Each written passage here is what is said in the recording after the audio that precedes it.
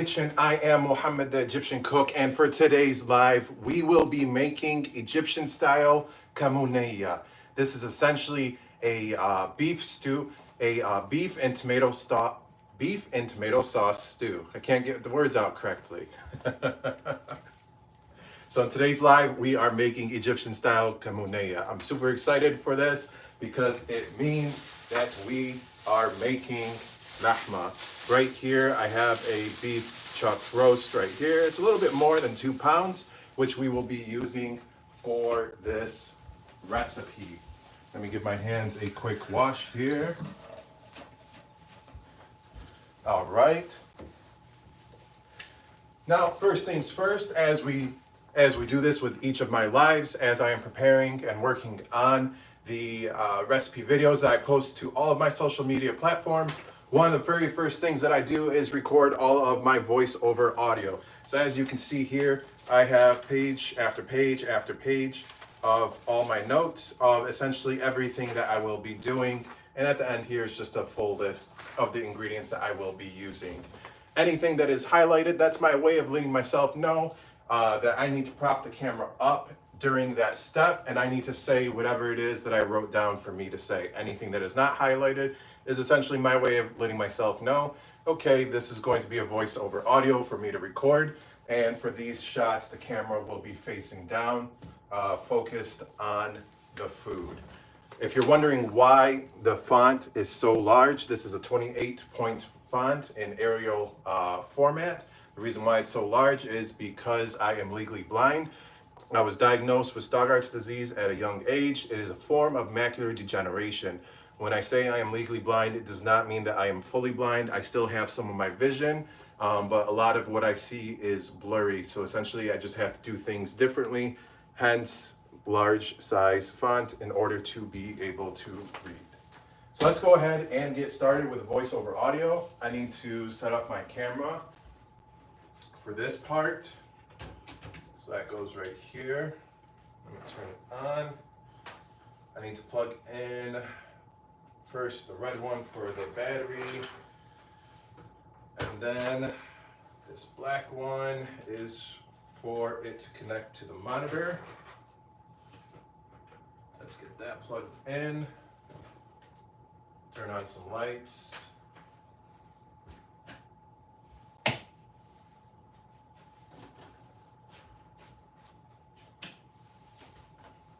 Open up these blinds a little bit.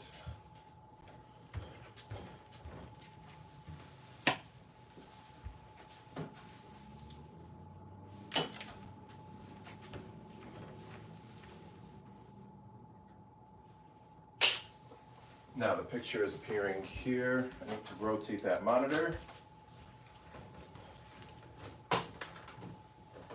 Like so.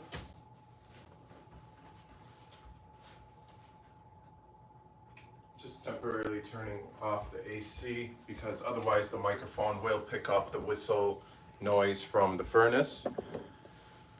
So once that shuts off, we will go ahead and get started and with recording all of the voiceover audio.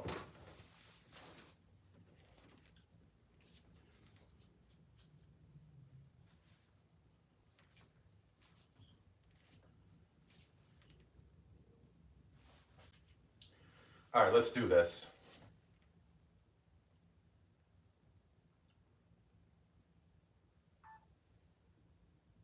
This is one of Egypt's home-style comfort foods.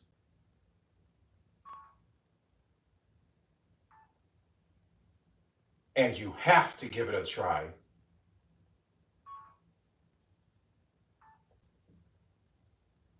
For a cut of beef chuck roast like this,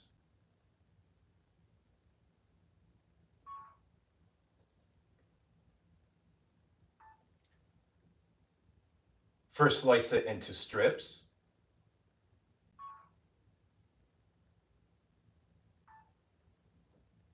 Then into cubes like, nope, I skipped over a word. All right, let's try that one again.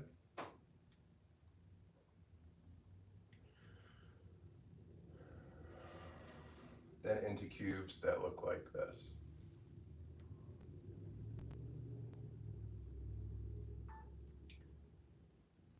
Then into cubes that look like this. Much better. In a large pot.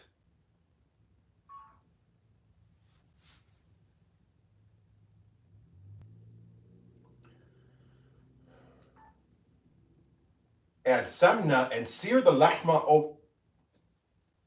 Nope. Lahma cubes, not lahma over. So let me get rid of that clip. Let's try that one again. Add samna and sear the lahma cubes for a few minutes on each side until browned on all sides.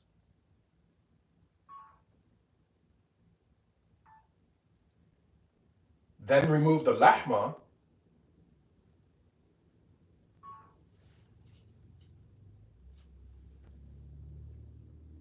I originally wrote then remove the lahma and set it to the side. I'm going to complete that first thought and say then remove the lahma from the pan or pot.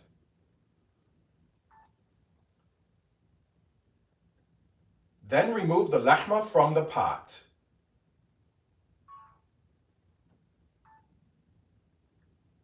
And set it to the side.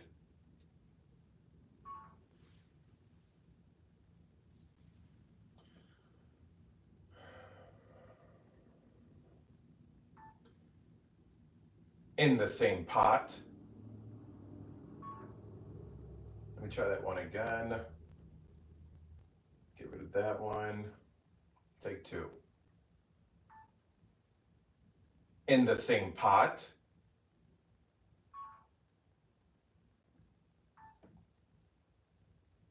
Add a little more semna.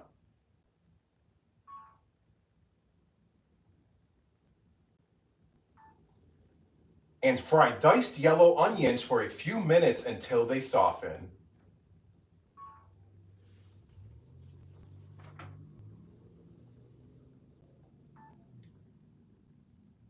Add minced garlic and let it cook for a few minutes until it lightly browns and becomes fragrant.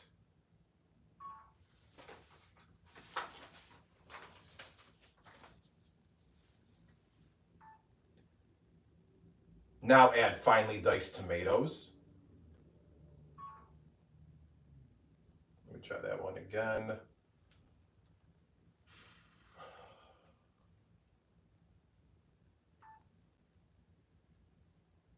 Now add finely diced tomatoes.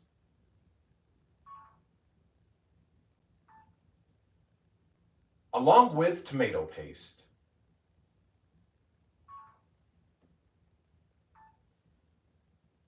Season it with ground coriander,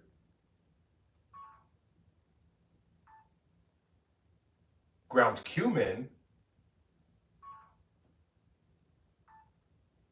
sea salt, and black pepper.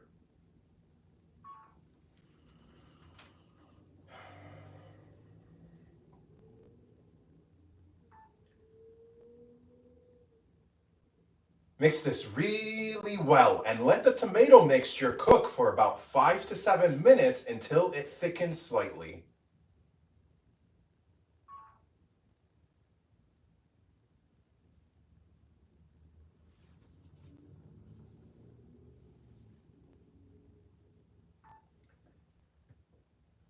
Now return the browned lahma cubes to the pot.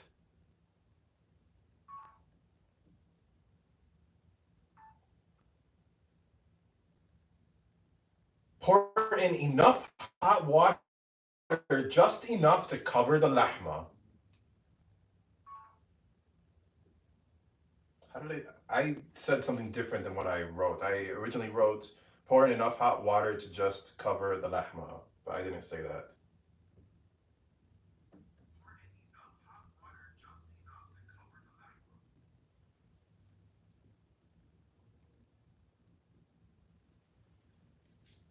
What's this one?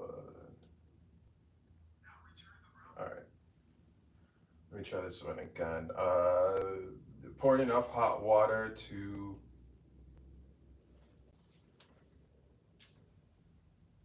pour in just, so originally I wrote pour in enough hot water to just cover the lahma. I don't like the placement of the words enough and just, so I'm going to swap some things around.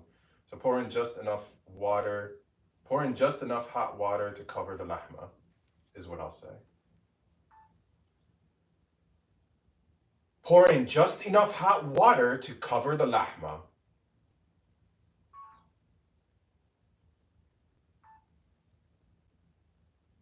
Turn the heat to low.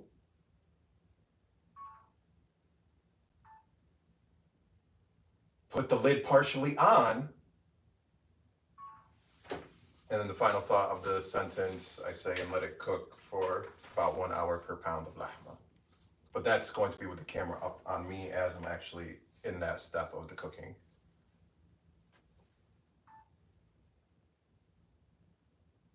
Stir it every 10 to 15 minutes and add more hot water if needed.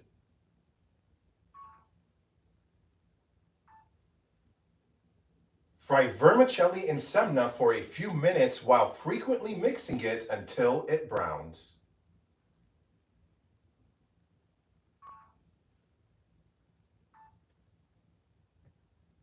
Then add washed Egyptian rice, which is a medium grain rice.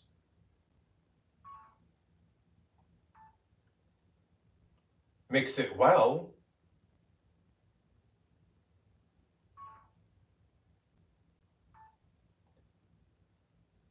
And let it sit for about 1 minute.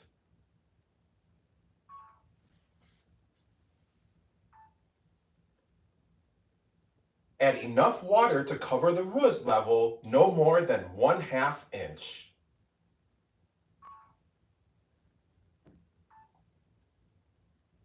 Once it reaches a boil,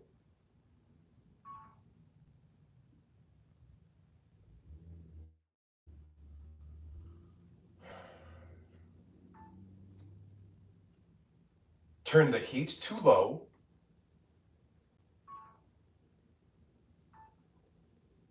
Put the lid on.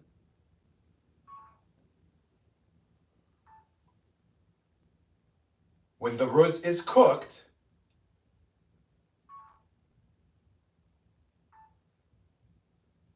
let it rest for a few minutes before giving it a gentle fluff.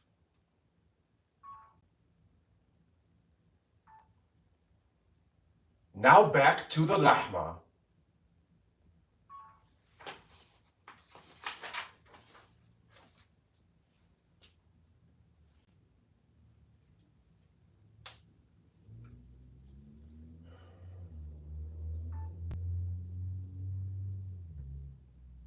Here is how the kamounia should look when it is finished. I kind of stumbled when it is finished, so let me try that. Let me try this one again. Oops, no, wrong one, not the first one. Go back. Oh, so get rid of that one. Let's try it again. Here is how the kamounia should look when it is finished.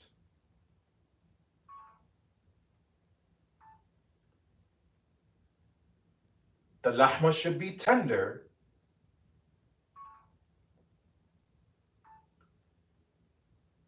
And the sauce will have thickened.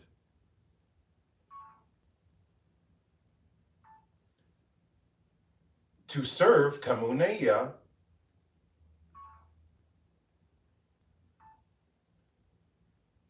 form a bed of vermicelli rice.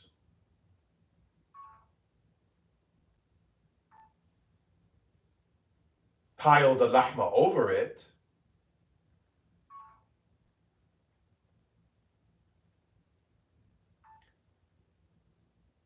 And for extra flavor, squeeze fresh lemon juice over it.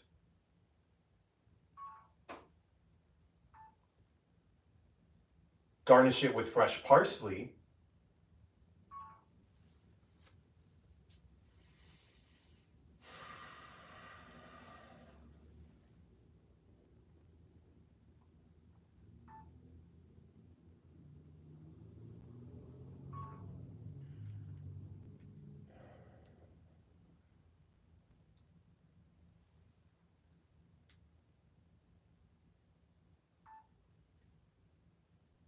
and it is ready to serve.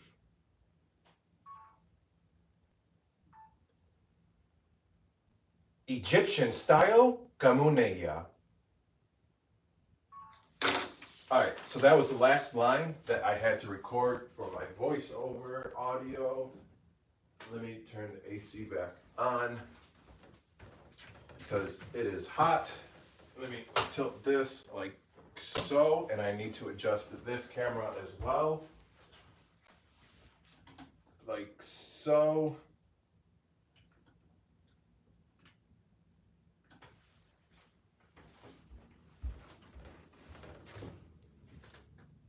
All right, everything looks good.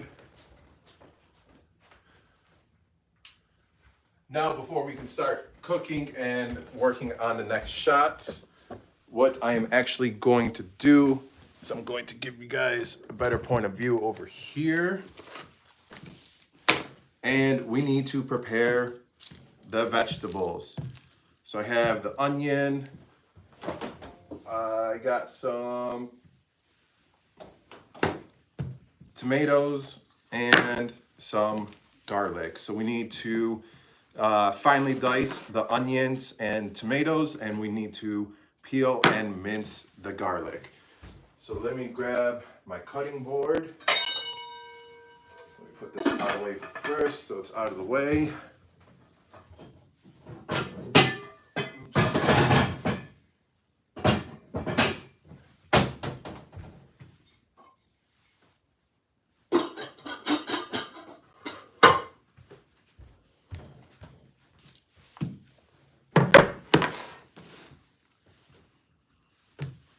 Let's start with the onion.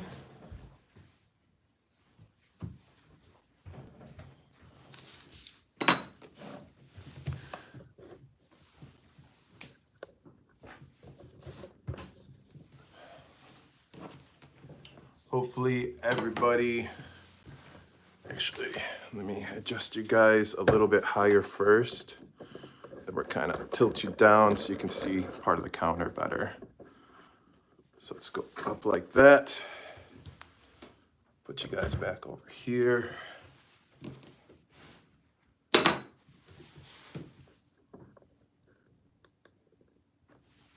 then that's TikTok. And that's YouTube. All right, hopefully everybody can see everything okay. Let's go ahead.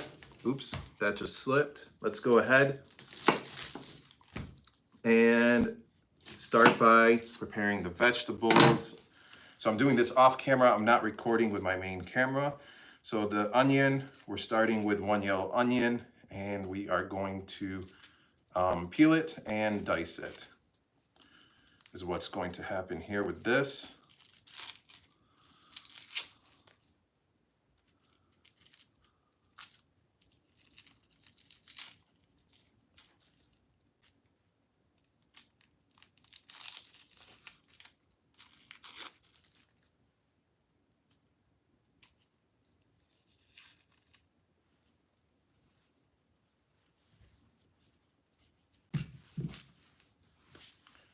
Might as well peel the garlic too while I'm at it.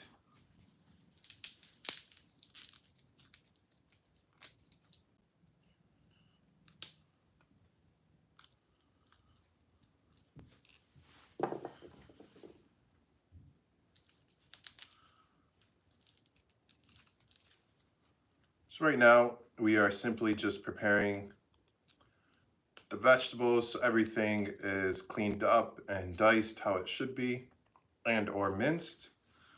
And then we will start cooking.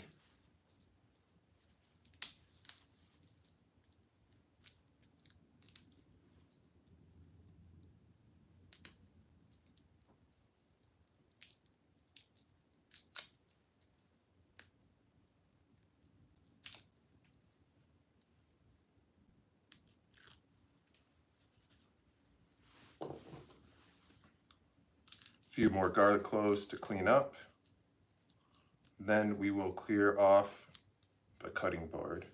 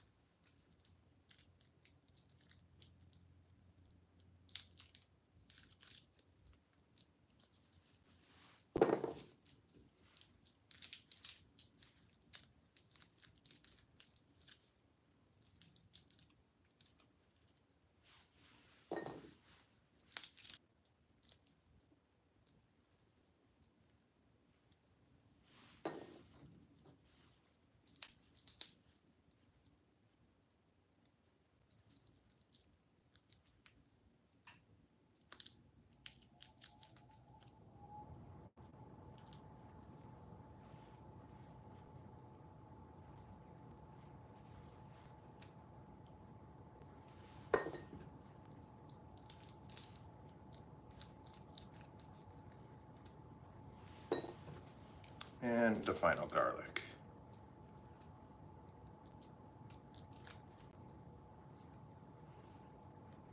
All right, let's clear off the cutting board. I will be right back.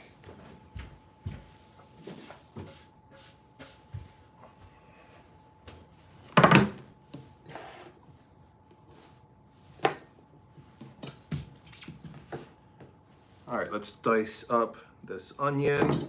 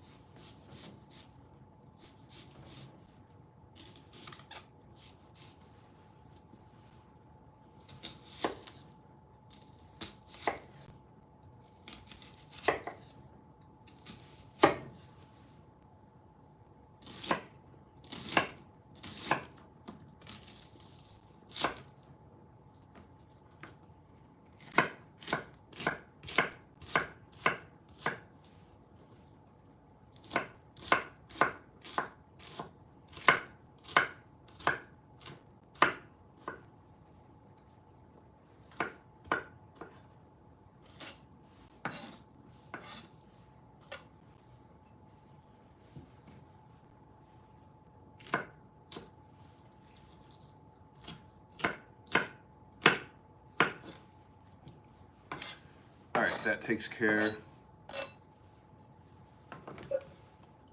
of the onion. Now let's do the garlic. When mincing garlic, what I like to do, because it makes it much easier, is I run some water along the blade and my fingers.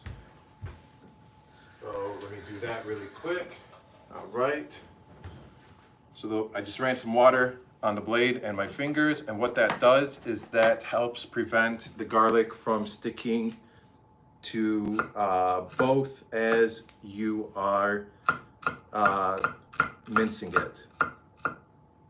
So as you can see, there's some garlic on the blade, but one simple wipe, and there's no garlic stuck to the blade, and none on your fingers.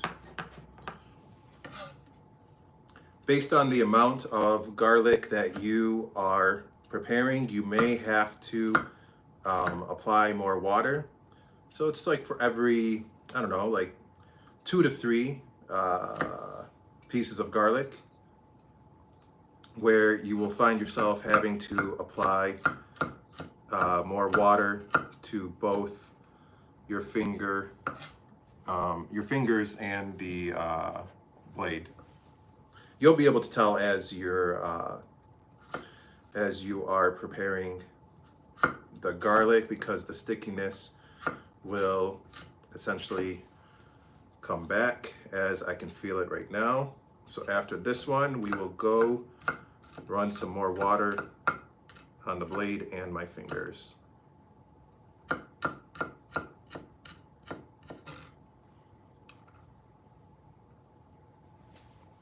Be right back. More water. And I'm back.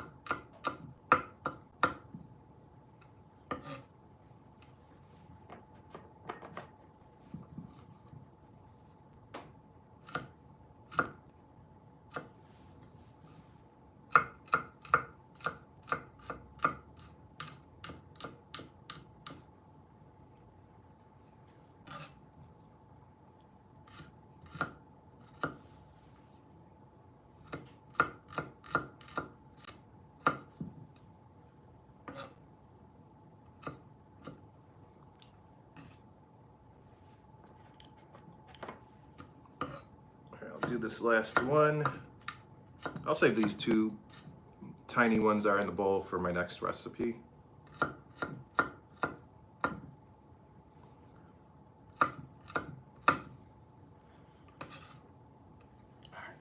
Going to reapply more water. Be right back.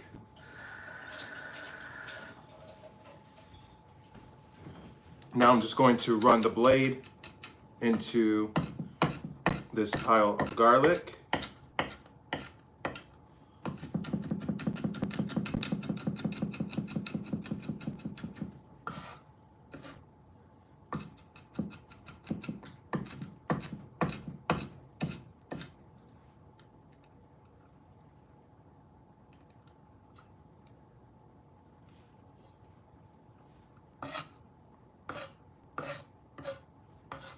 All right. Garlic is all set. There you go. Some minced garlic. We'll set that to the side. Going to give my hands a quick wash.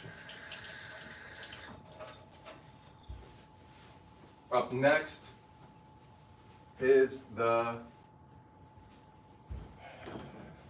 tomatoes.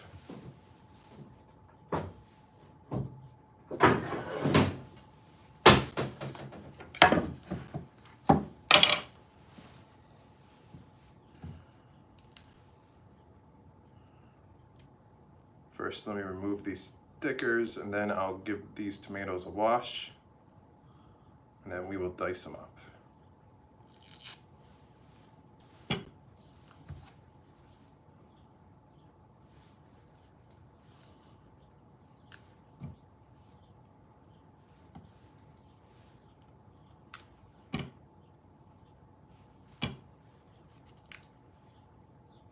All right, it was just the one sticker. Here, let's go on a quick trip to the sink. I'll bring you guys with me.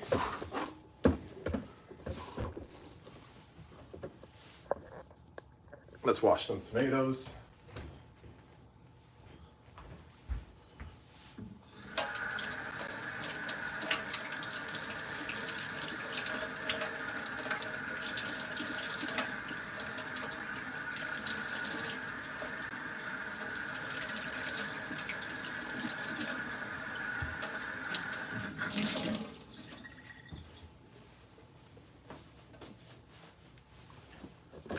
All right, let's come back.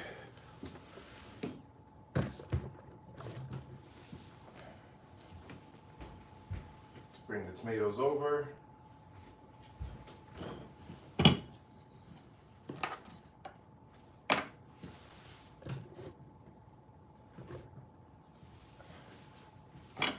All right, first things first is to remove the tomato pit. It's a very simple process, just a small knife and then angle it down to remove the pit like so.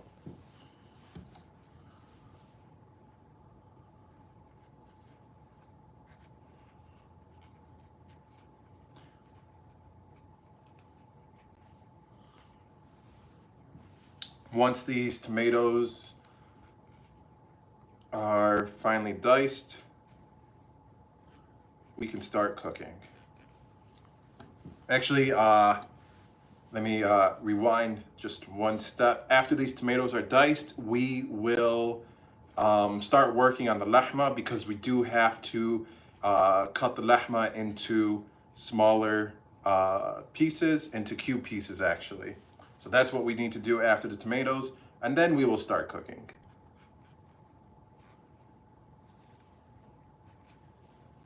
Last tomato to pit, to remove the pit. All right. Let's get rid of these.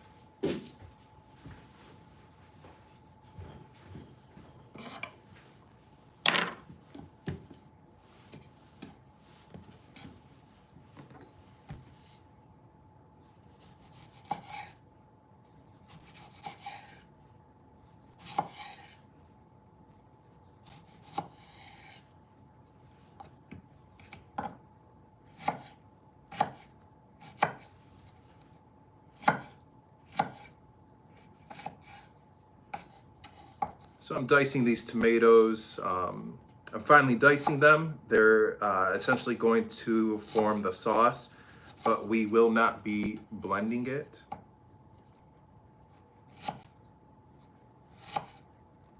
So it's going to be like a thicker, a thicker, like chunkier style of sauce. Thickier. I'm over here just making up words as I'm going along.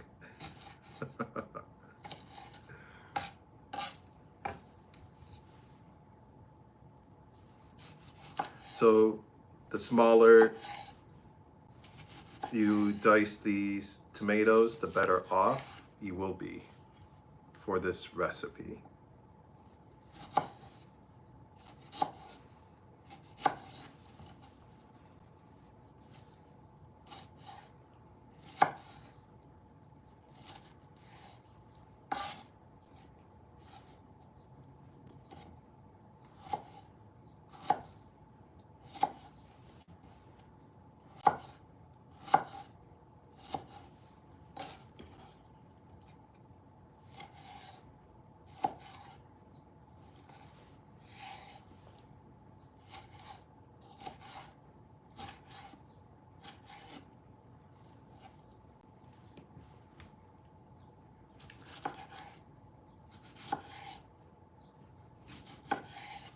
We are halfway through the tomatoes, and then we can move on to the lahma. And once the lahma is cubed, we can start cooking it.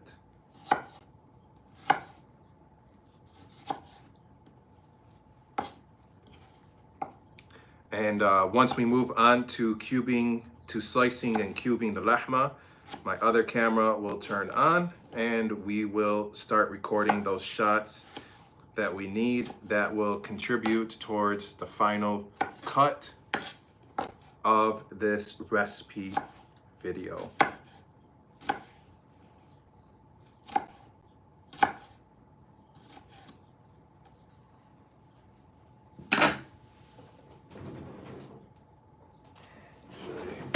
Let me grab a bowl. I'll be right back.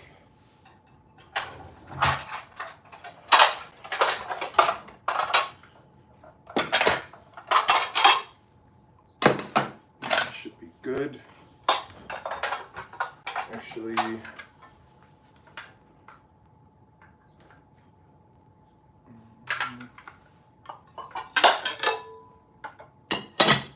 do that one instead.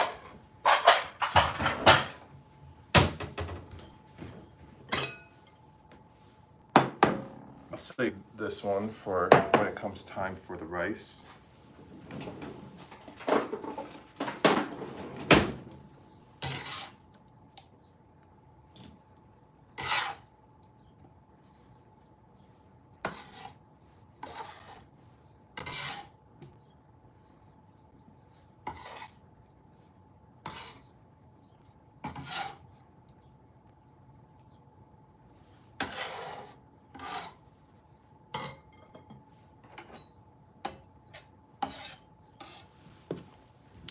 All right, final 2 tomatoes.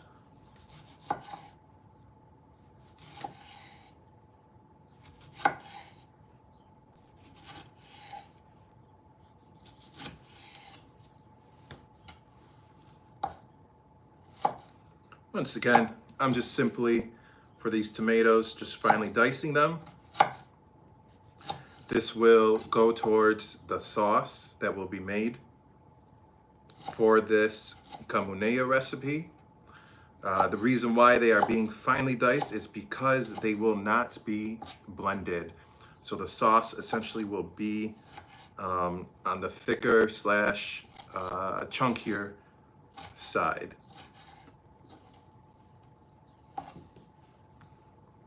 So for this step, the finer you cut the tomatoes, the better off you will be.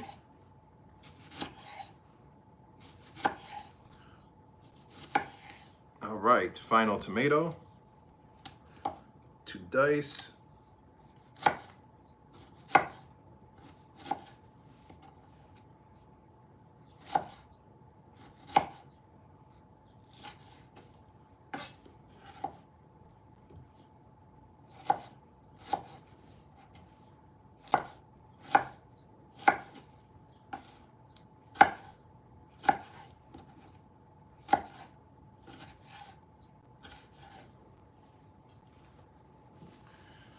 All right, that does it for all the tomatoes.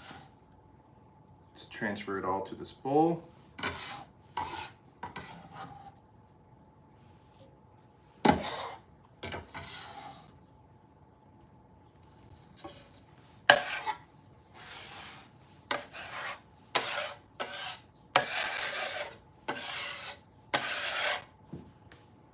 All right.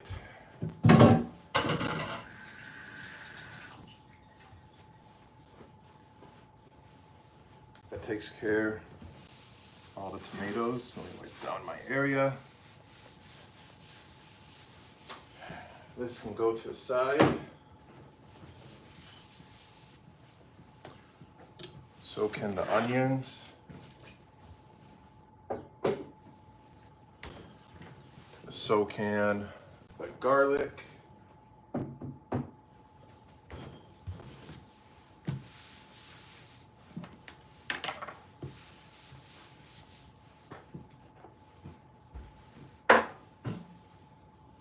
Just need to wash off the knife really quick and I will be right back.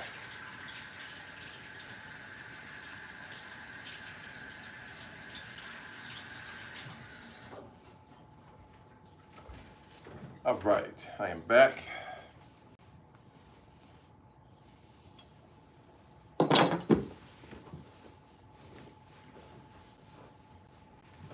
Now, cutting board number 27 will be for the lahma.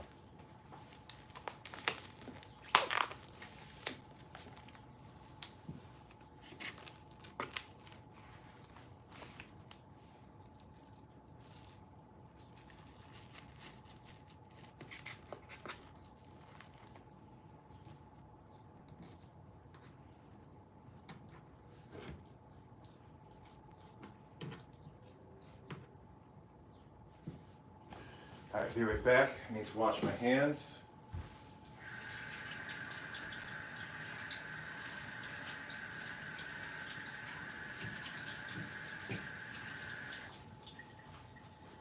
All right, now I need to turn on this camera. And once I get situated with this camera, I'm actually going to move you guys up onto the counter over here to give you guys a better point of view of what's going on. So actually, let me move some of this stuff off this counter space. I got the vermicelli rice, which will be for later on during this video. Then I have the spices that I will be using. We got some tomato paste, fresh lemon, and some parsley. So just moving all these things to the side. Then we got some bananas, but not for this recipe. They were just on the counter.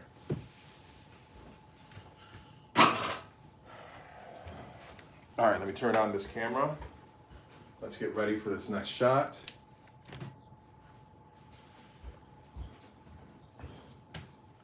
I do have a recording line as well.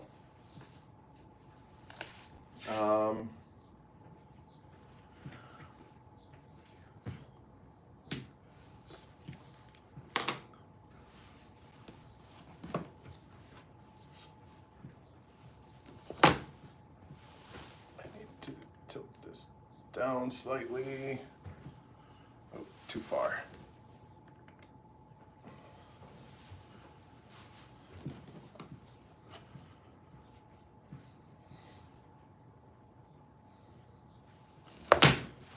All right, for a cut of beef chuck roast like this, should be simple enough. Let's do this.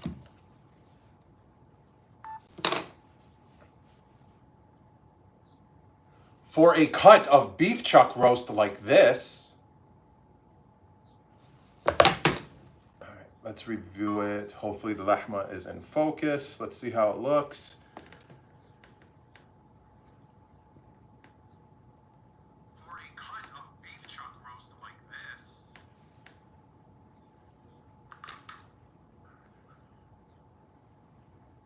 Oops, wrong button. There we go. Let me check it one more time. For a cut of beef chuck roast like this. Should be okay. Actually, let me position it a little bit higher with how I hold it. So I need to be up like here. Originally I was down here. Let me go a little bit higher. All right. For a cut of beef chuck roast like this, I think that one will be much better. Let's review it, and then we can adjust the camera angles, and I'll adjust your camera angles as well. For a cut of beef chuck roast like this. All right, much better. All right, this. Stand it right here. Need to angle this down.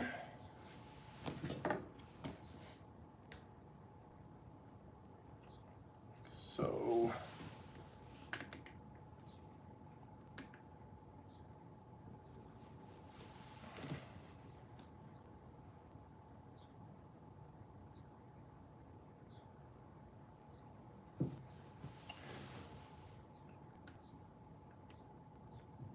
just adjusting the angle and the zoom.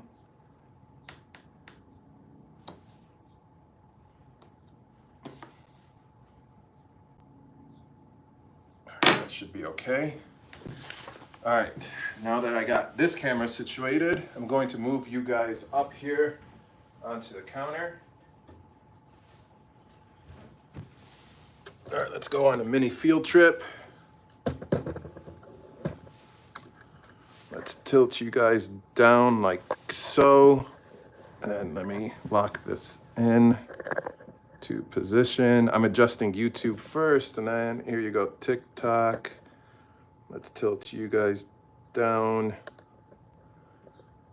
like so.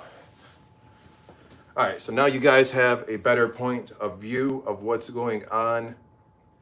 Down here, my main camera is right over here, wherever I'm pointing right now, and the monitor is right here.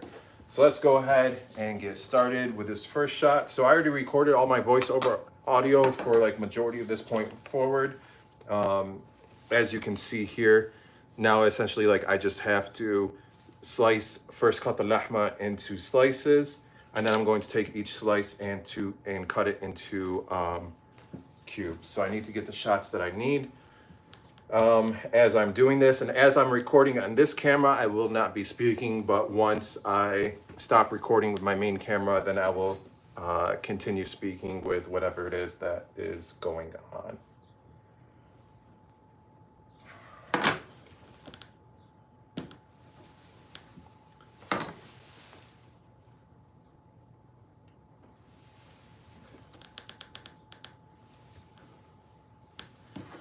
All right, ladies and gentlemen, let's do this. Let's get this first shot of me just going down and slicing this one by one.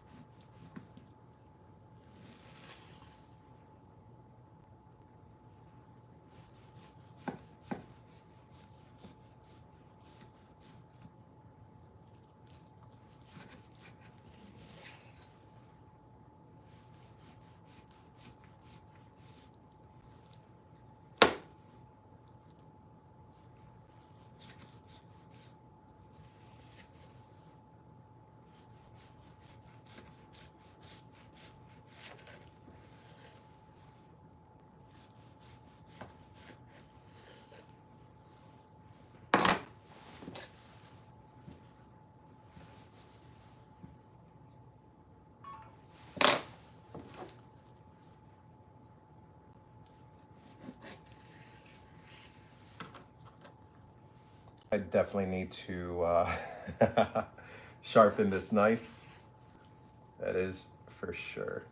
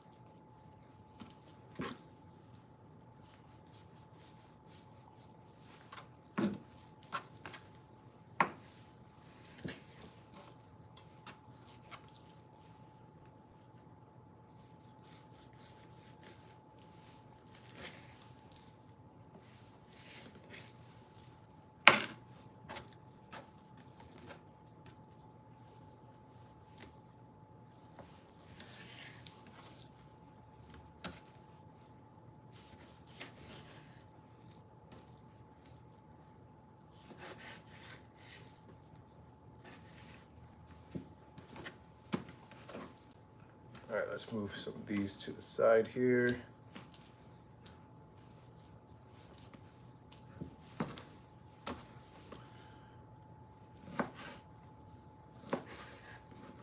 So now I'm just going to go through and slice each strip, I should say, into like little cubes like this.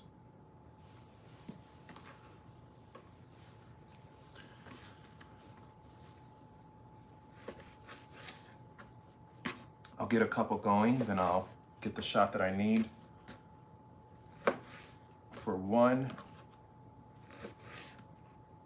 And then we will continue cubing this up.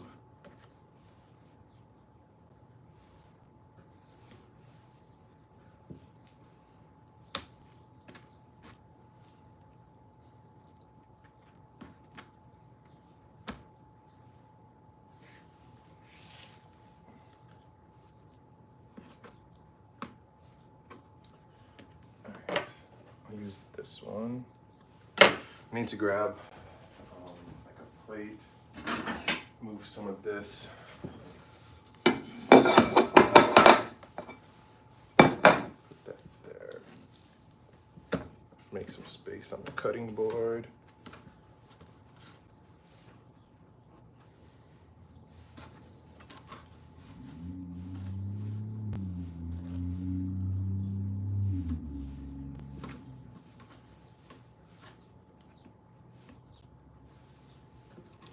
Let me actually move all of these off the cutting board.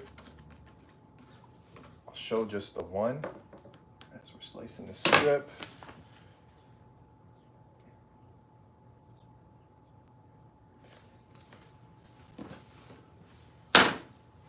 Let's go ahead and record.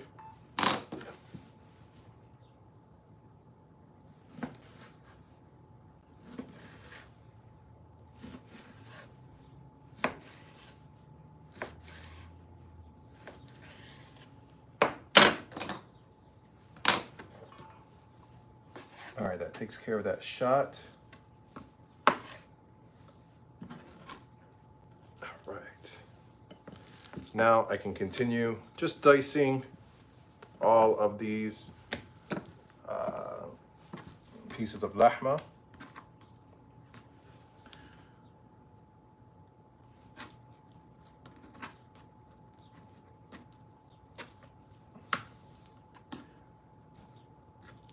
I'm going to trim off some of this fat right here.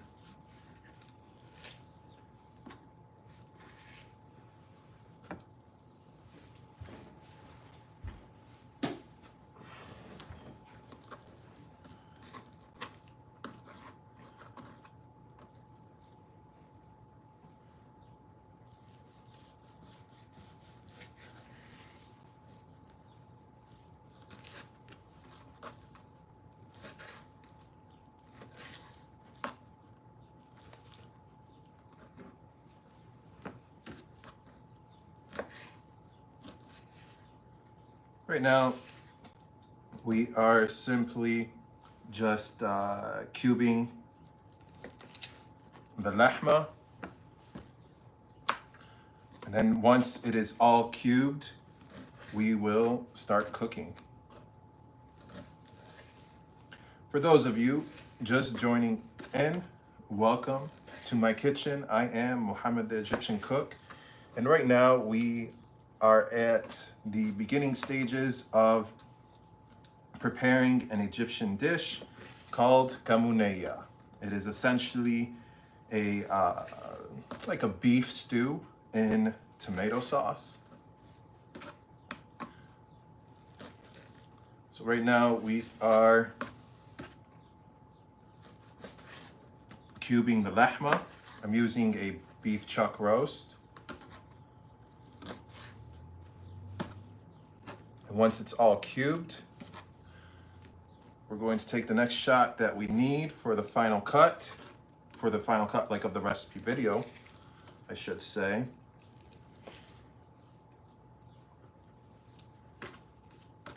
And then we will start cooking.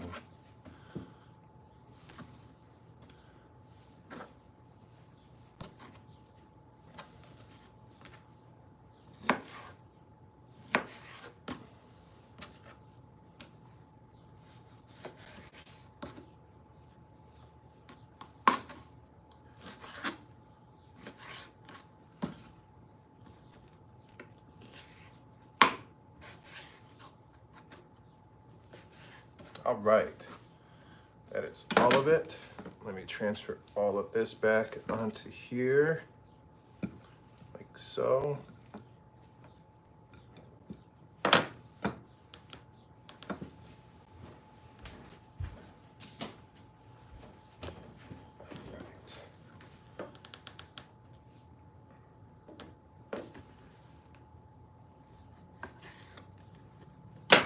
Let's see how this one looks.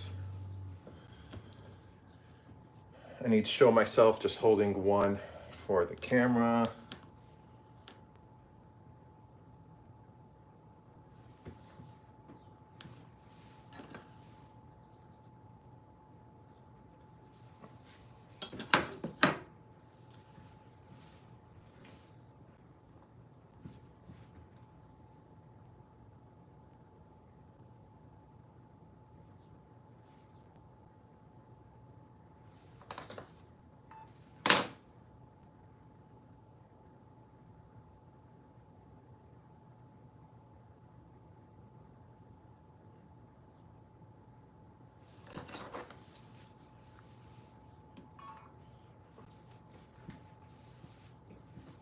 Let's try that again. There we go. Let me get rid of that first clip.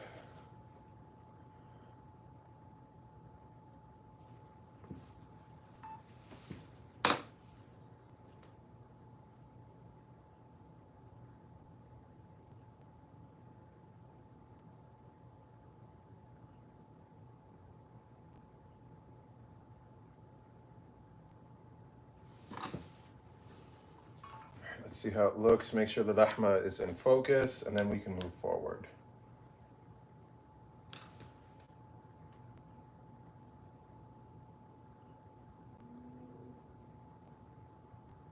All right, the lahma's in focus. Very good. All right, I'm going to wash my hands. I'm going to get rid of this plate, and then we will set ourselves up to start cooking.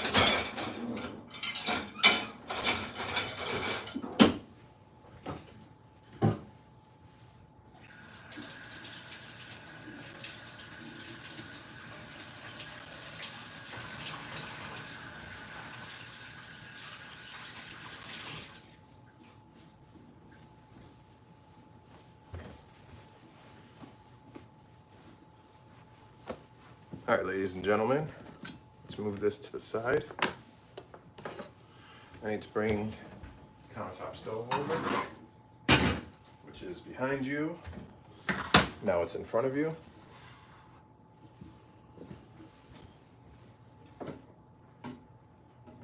Need to bring this over.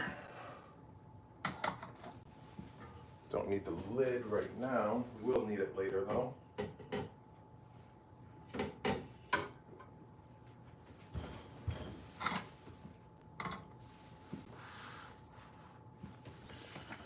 All right, large.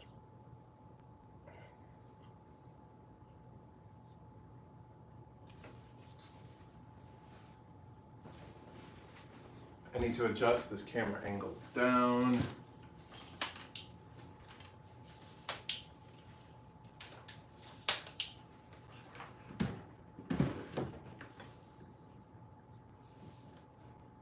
Just give me one moment as I make these adjustments, please, and thank you.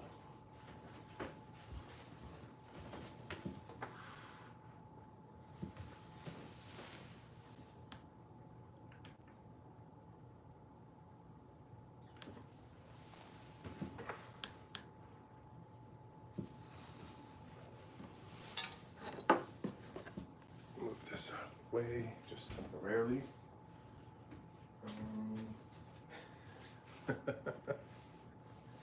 I haven't even done anything yet, and I'm already running out of space.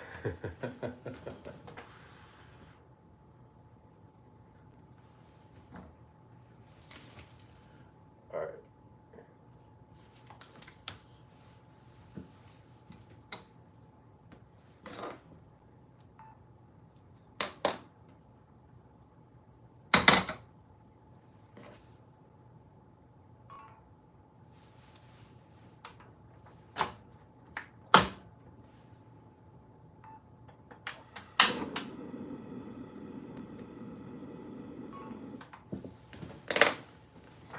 I need to adjust the camera angle up.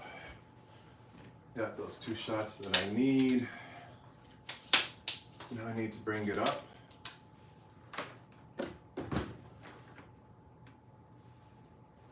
And let me make sure that you guys still have a good point of view once this is situated.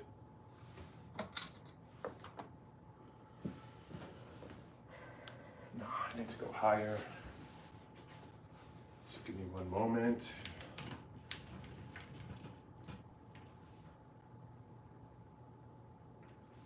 All right, let's see how we look.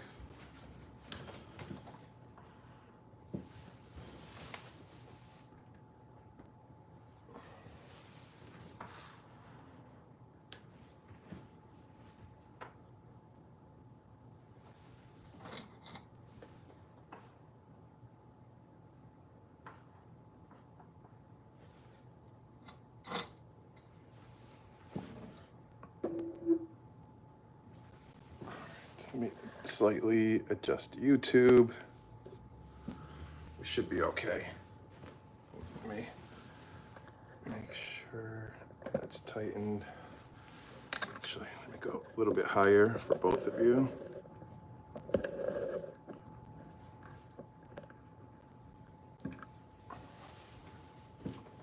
All right, I need to bring the semna over, which is Arabic for clarified butter.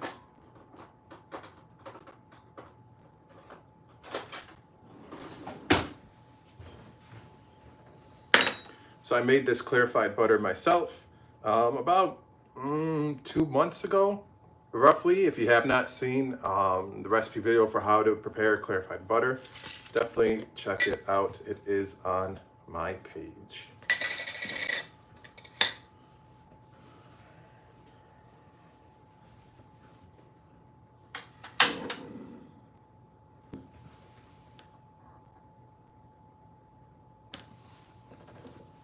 All right, let's do this.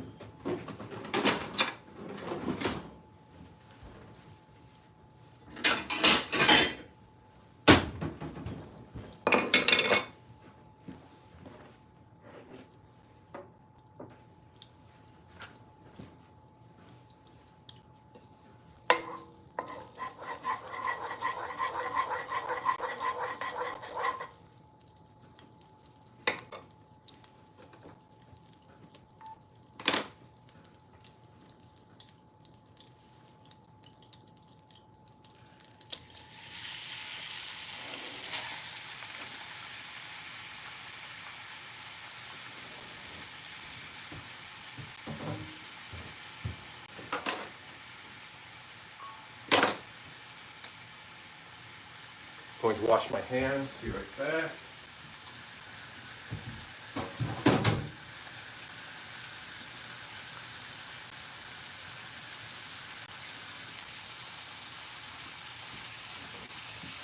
Looks like TikTok wants me to verify that it's me.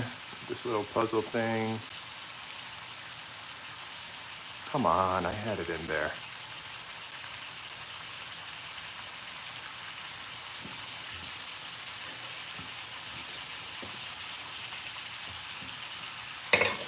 Let me grab a giant bowl that I'm going to need as well for this.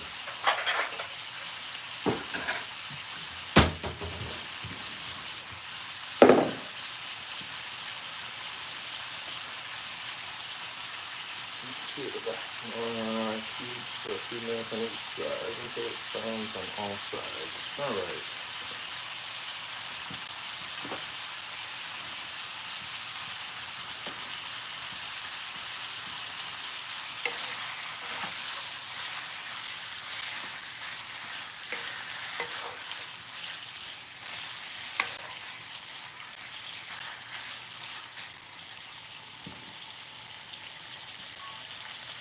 So for this next step, we're simply just cooking the lahma for a few minutes on each side, just to allow it to brown and caramelize a little bit.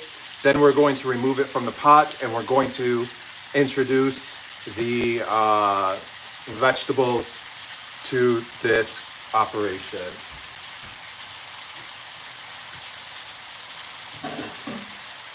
So while this is going, I'm actually going to, because the kitchen or the kitchen sink area is looking like a disaster right now. So I'm actually going to, while this is cooking, I'm going to wash the couple of cutting boards that are over there just to clear the sink area. So that way I don't get backed up later on during this recipe video as I need more things.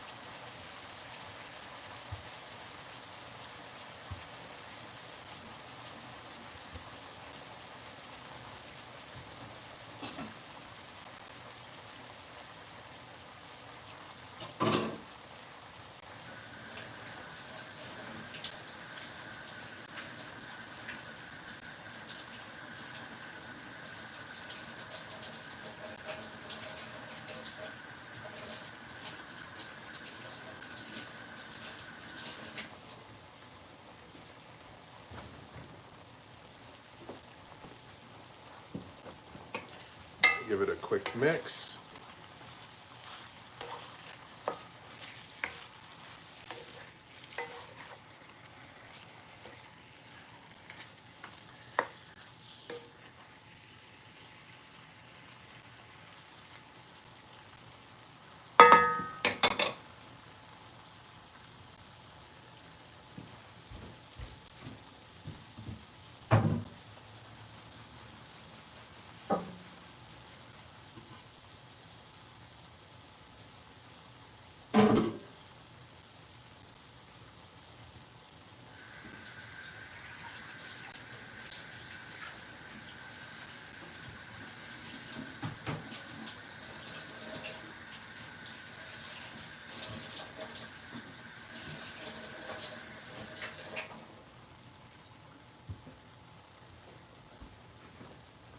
All right, sink area is caught up for the most part.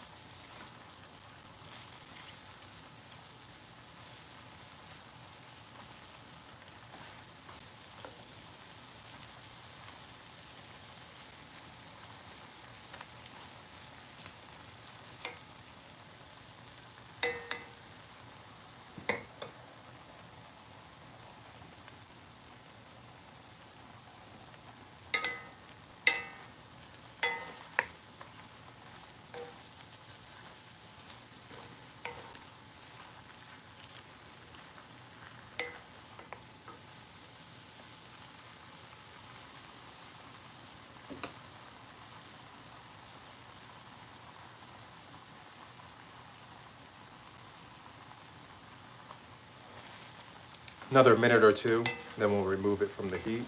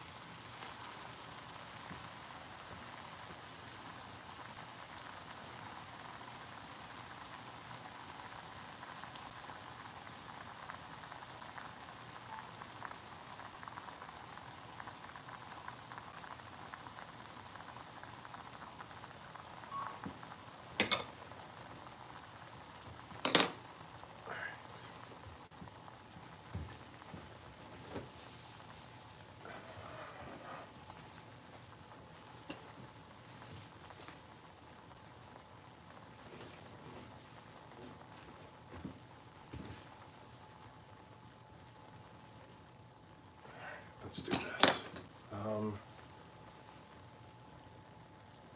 I need to zoom out the camera a little bit for this next shot. Give me one moment, please.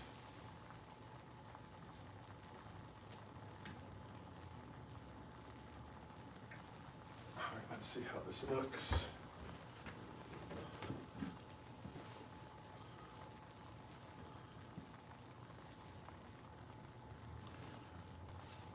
Still need to zoom it out a little bit more.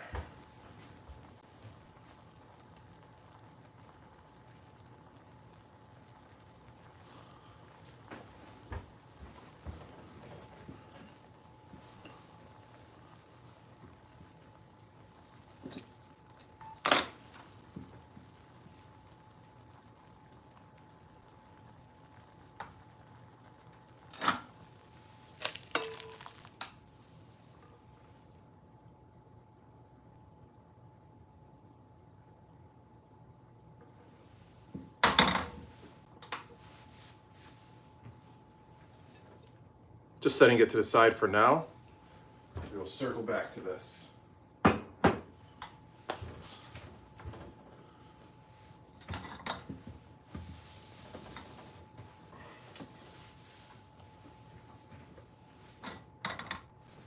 Set that back up. I need to adjust the camera angle once again.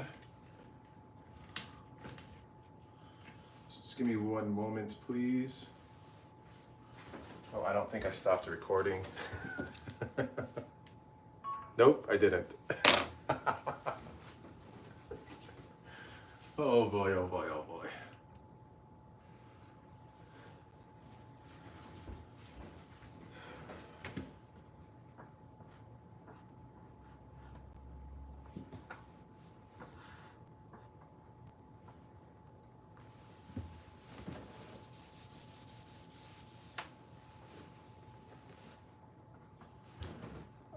Hopefully it's all good for everybody on TikTok and on YouTube. Let's go ahead and grab the sumna again because we do need more. How did I say this? In the same pot, add a little more sumna. All right.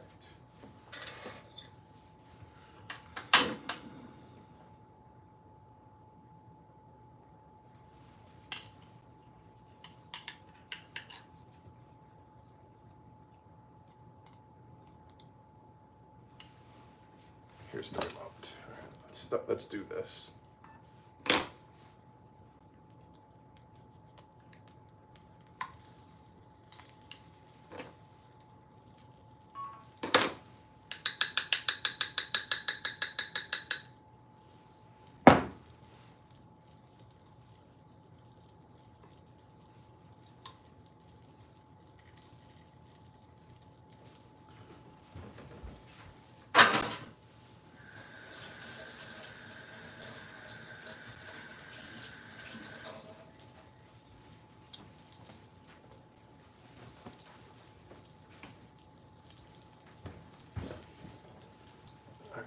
lid on the semna.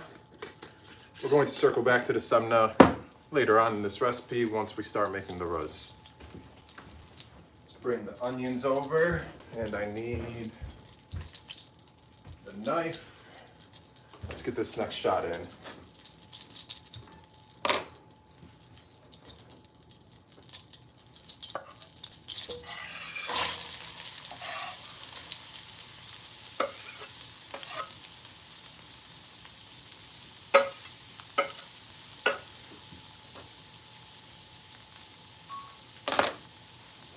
Onions are in.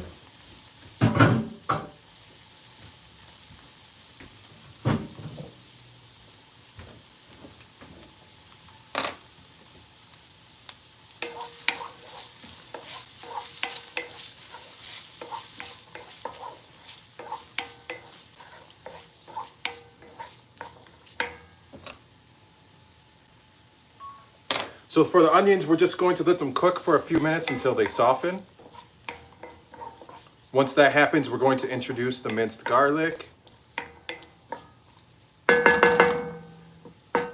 which I prepared earlier in this live. I have it right over here, some minced garlic. So let me go ahead and get ready. So let me run some water on the blade. This will make it easier to swipe it off. Let me push the garlic onto the blade. All right. So we're ready with the garlic.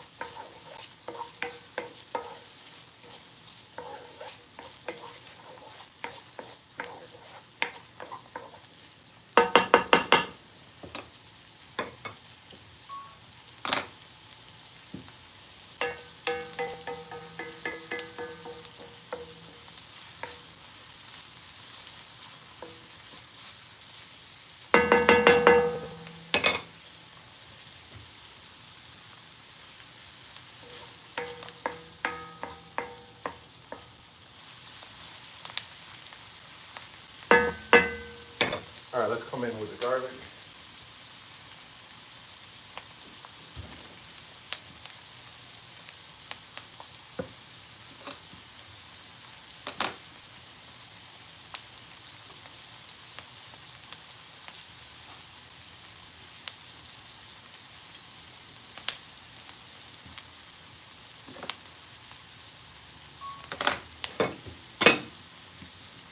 Let's clear off what's left on the cutting board.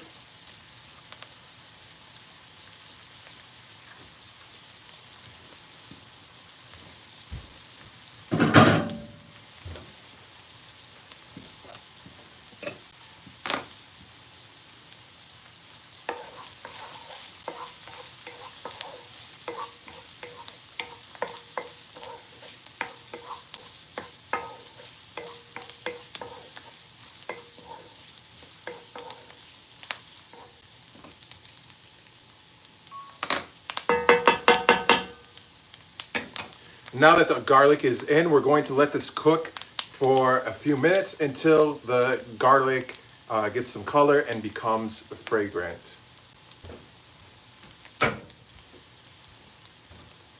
Once that happens, we're going to add in the diced tomatoes, and then we're going to add a whole bunch of, not a whole bunch of seasonings, it's just 4 different seasonings, but I'm going to add large quantities of those seasonings.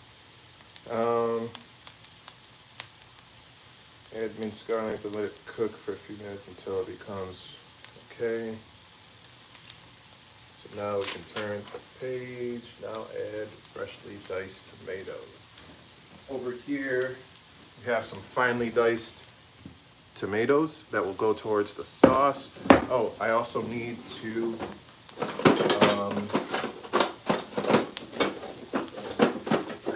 open the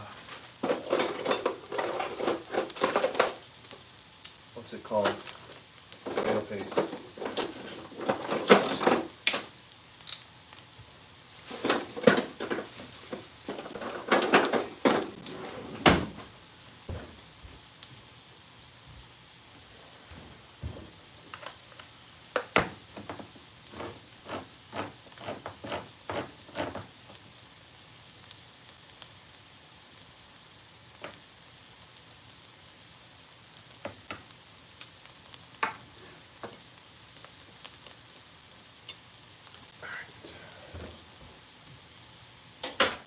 Tomato paste is open.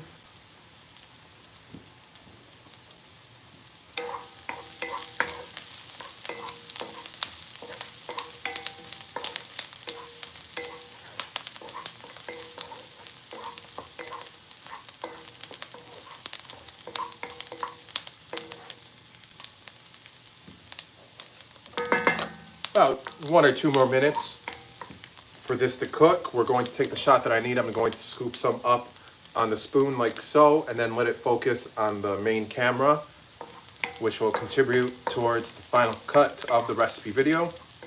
And then once I get that shot, then we can add in the diced tomatoes, followed by some tomato paste, and then a whole bunch of seasonings. Be right back.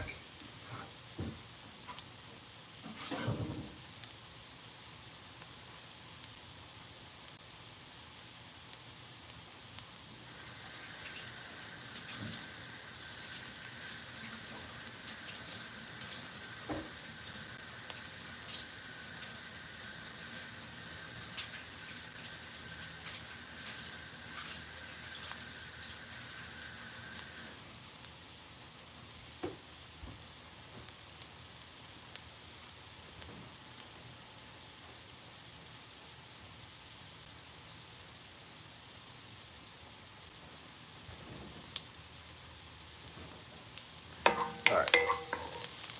Final mix, then I'm going to scoop some up and get that shot that I need.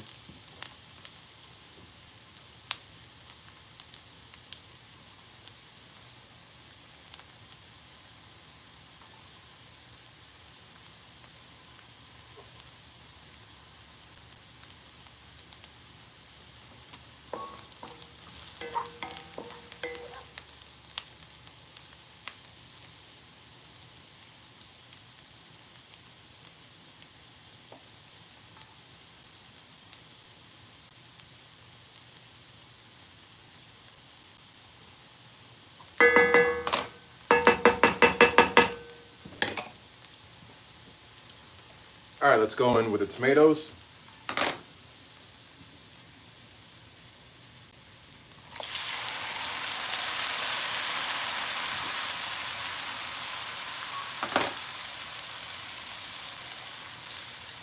That's the tomatoes.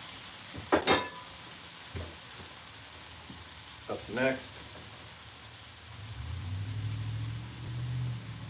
is the tomato paste.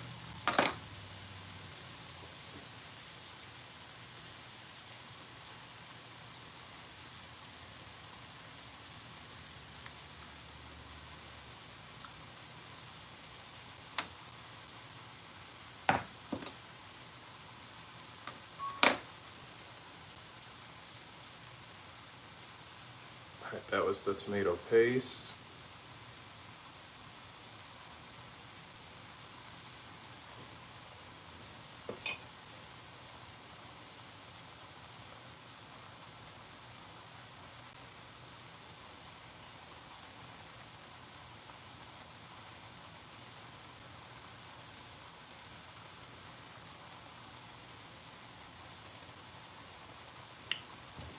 All right, let me go wash off my hands.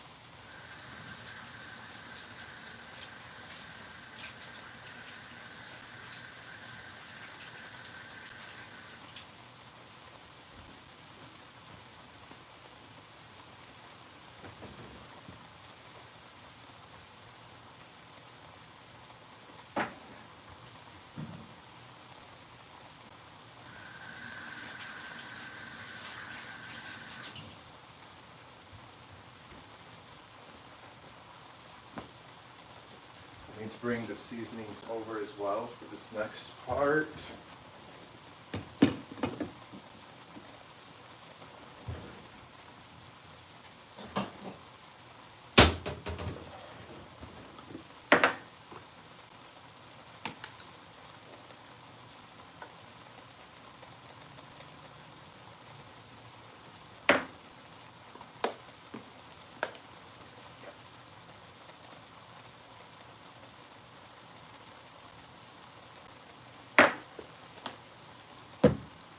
All right, up first is the ground coriander, followed by cumin, then sea salt and black pepper.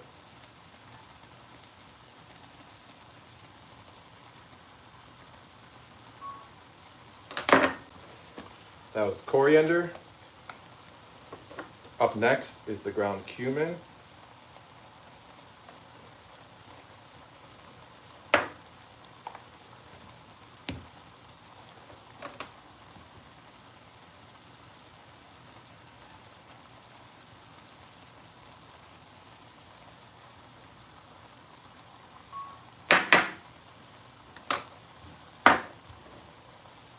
Next is the sea salt.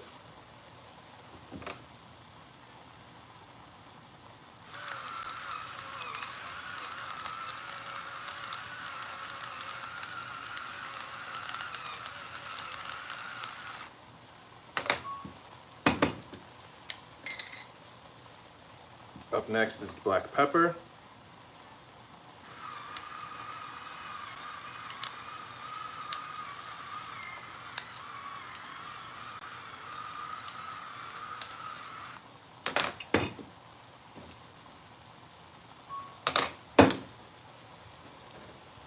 That takes care of the seasoning.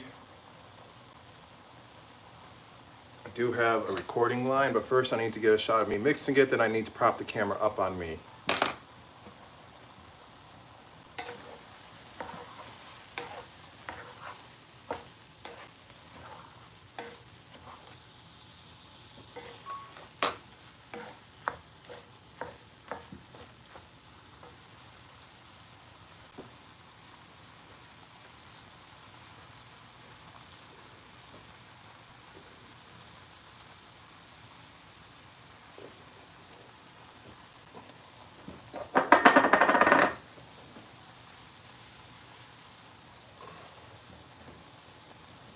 All right, let's adjust this camera angle. Let's get this next shot in.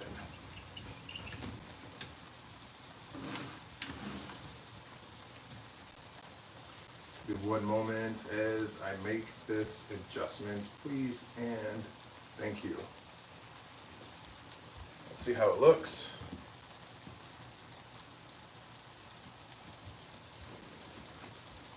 Let's make another adjustment. It's the wrong way. There we go. This should be okay, I hope.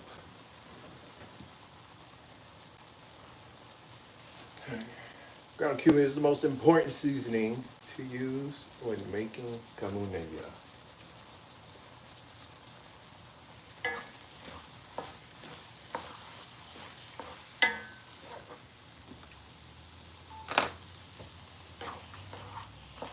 Ground cumin is the most important seasoning to use when making kamounia.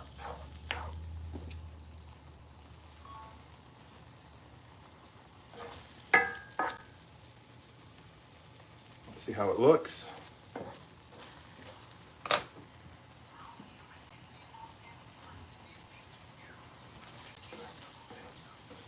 Very good.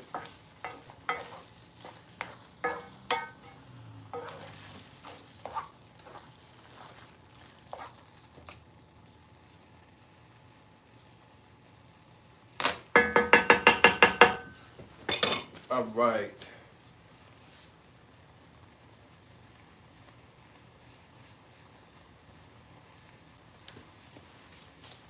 I have one more recording line to use, or to make, actually.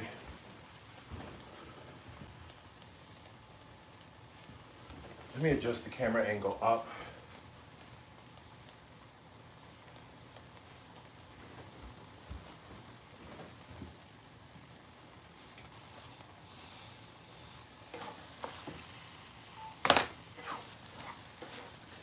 Ground cumin is the most important seasoning to use when making kamounia.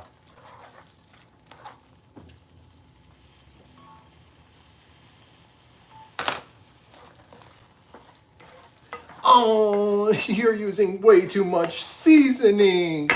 Okay, khalas, go to your room and read a book.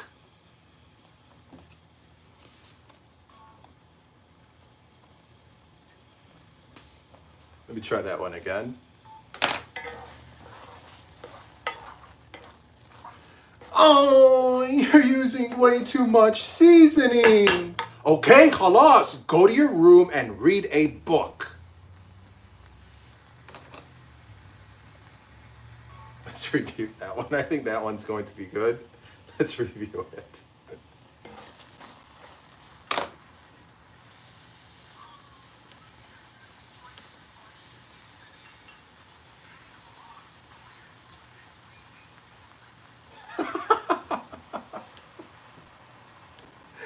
Okay, we're good.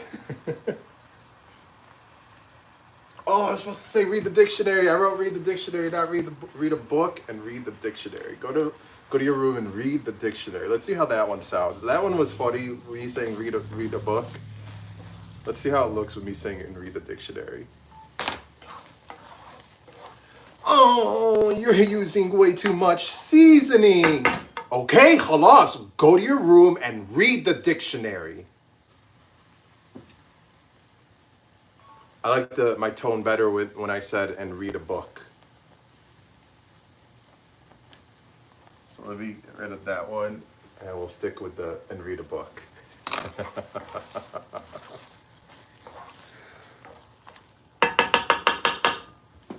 All right. I do need to adjust the camera angle. It makes this really well. All right, so let me adjust the camera angle back onto, focusing downwards onto the pot. So just give me one moment as I get this situated, please, and thank you.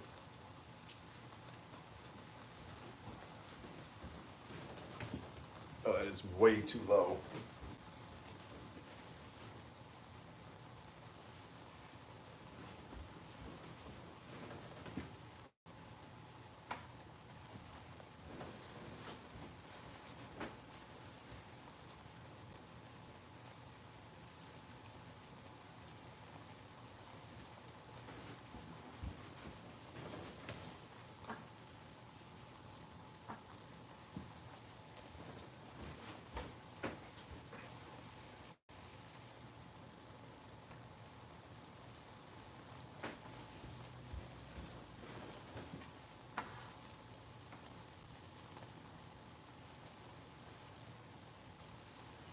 Let me adjust the zoom one last time, and we should be okay.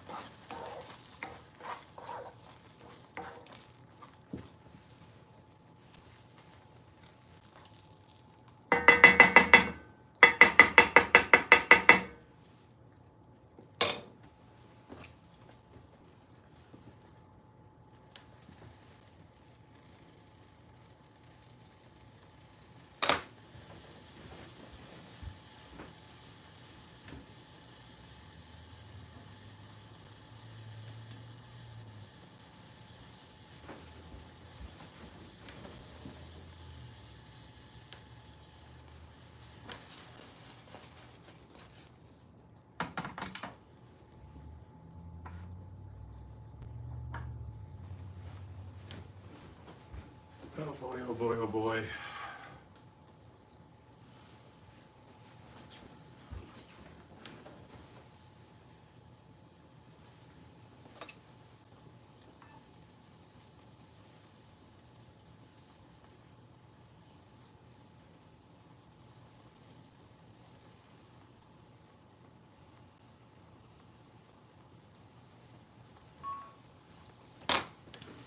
All right, so that was the next shot. Essentially, my voiceover for that part, that's why I say mix this really well and let it sit. Let the tomato mixture cook for about 5 to 7 minutes until it thickens slightly, which essentially 5 to 7 minutes passed as I was taking those shots of me yelling the okay khalas part of about me adding too much seasonings to this.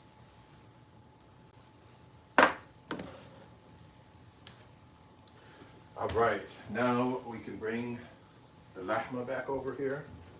Actually,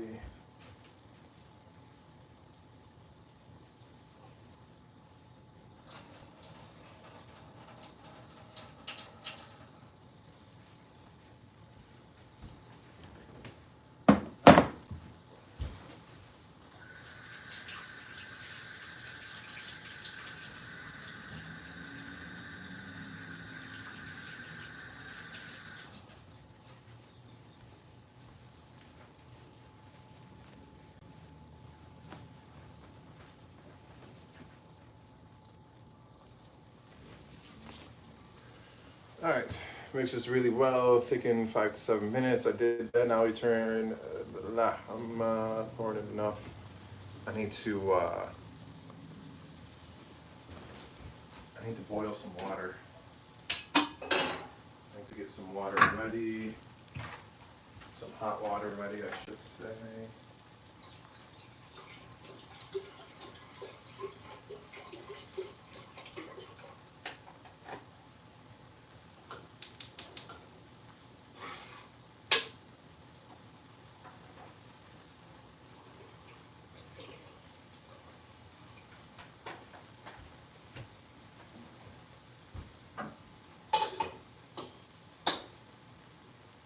All right, I got the water on the stove. I can mix this in.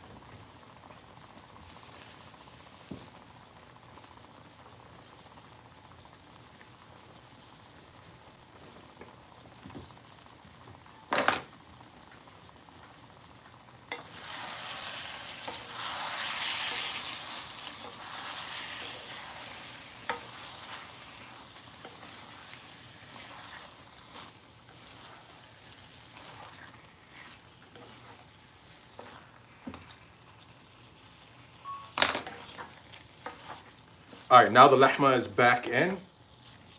I'm just waiting a couple minutes. I'm mixing this right now. I'm mixing this, and then I have some hot water going behind me. Well, I have some water in a teapot behind me heating up. So in a couple minutes, we will add the water.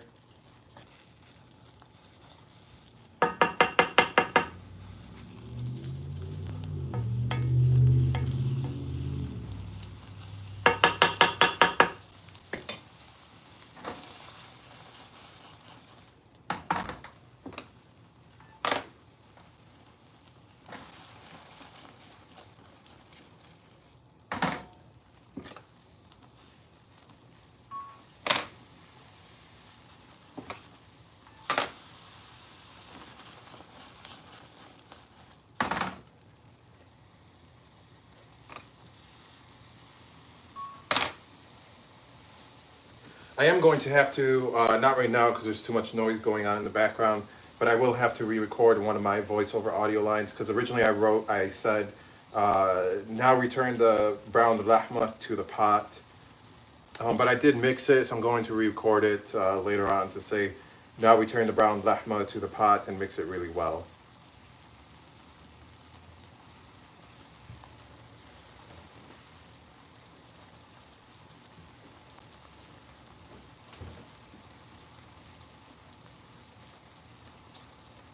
Just waiting on the water behind me to boil. I have it going on in the teapot at the stove behind me.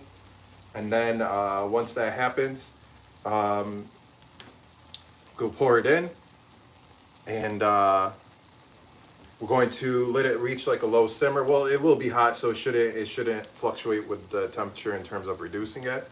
We're going to let it simmer for like a little bit to get the shots that we need. We're going to cover it. I do have a recording line that I need to shoot, and then after that, we do have at least what time is it right now? It's 4:45. So it's like average 1 hour per pound of lahma, and I'm using a little bit over 2 pounds of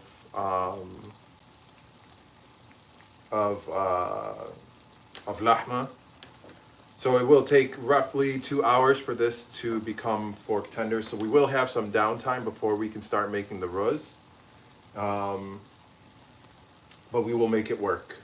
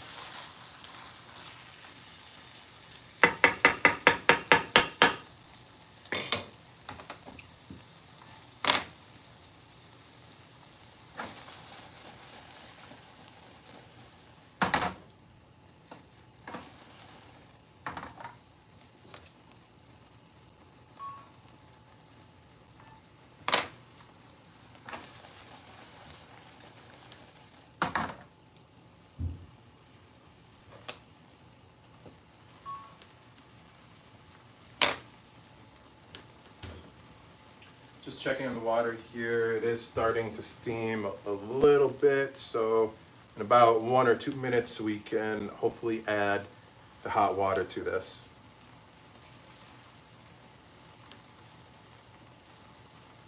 Pour enough hot water, just pour in just enough hot water to cover the lahma, turn to low, okay.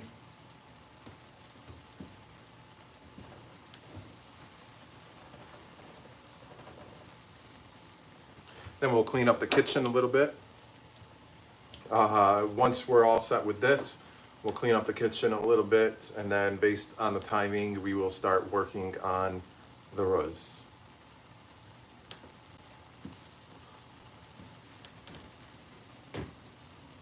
For those of you just joining in, welcome to my kitchen. I am Mohammed the Egyptian Cook, and right now we are working on making Egyptian style Kamounia, which is essentially a beef stew in tomato sauce. So right now in this pot, we have a beef chuck roast that was sliced into small cubes like this. And then for the sauce, we fried some onions with some garlic. We added in finely diced tomatoes, some tomato paste, and then we seasoned everything with ground coriander, ground cumin, sea salt, and black pepper, just those 4 seasonings. We gave it a nice mix, and that brings you up to speed to where we are at right now. Behind me to the side over here, well, to my side and to your side behind you, we have the other stove going for some hot water. Once that is, the water is hot, we're going to add it in here, just enough to cover the lahma. Then we're going to keep it at a low simmer, and then put the lid. We're going to keep it at a low simmer with the lid on and let it cook for roughly 1 hour for every 1 pound of lahma. I'm using a little bit over 2 pounds of the beef chuck roast in here. So it's going to take roughly 2 hours for this to become fork tender. While this is going and cooking, we're going to clean up the kitchen, and then based on the time, we will be preparing some vermicelli rice, also known as roz b'shariya in Egyptian culture. Let me grab this cord and plug you guys in.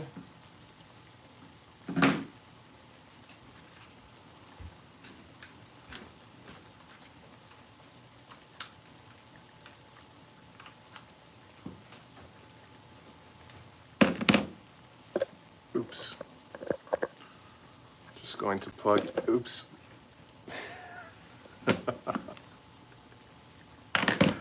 Oh my goodness. All right, let's try this again. There we go.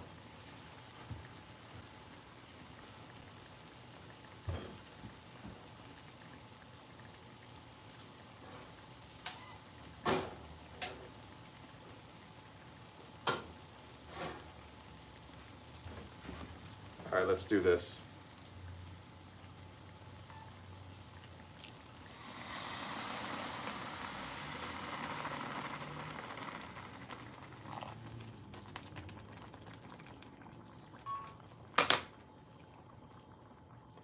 A little bit more.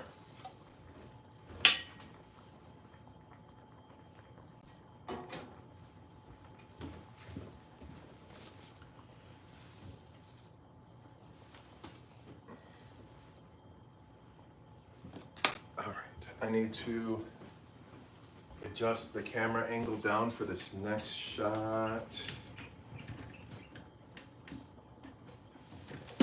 So give me one moment, please.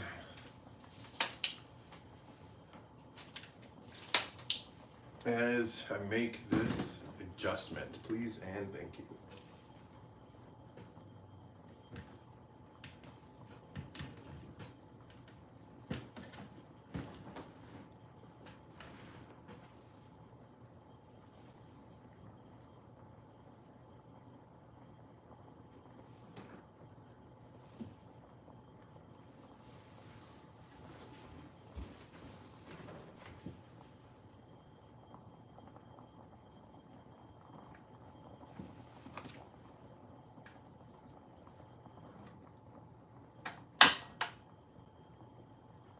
Of course, this is the flame on this is about to die.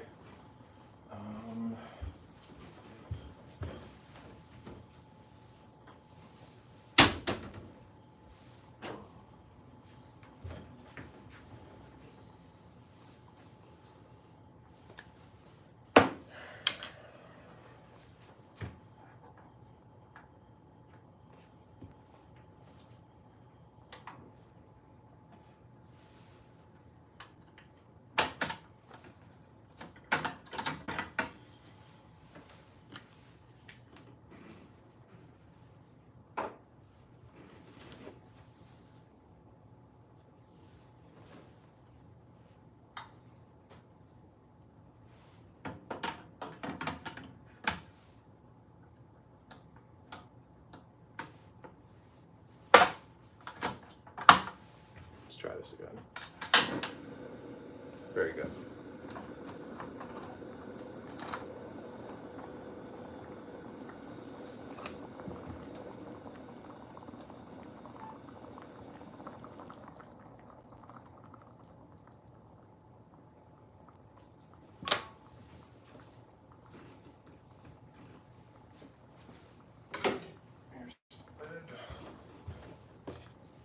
I need to adjust the camera angle for this. Give me a moment, please.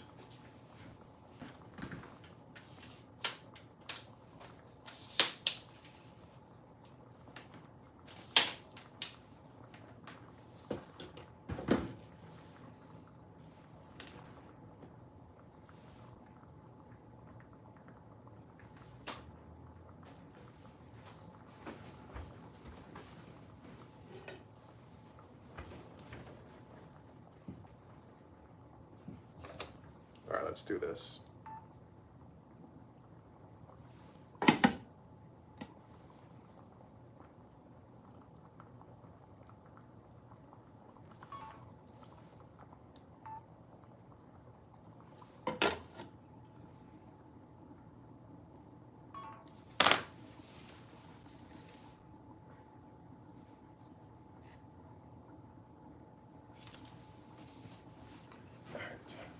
to adjust the camera again, because I do have a recording line for this next part.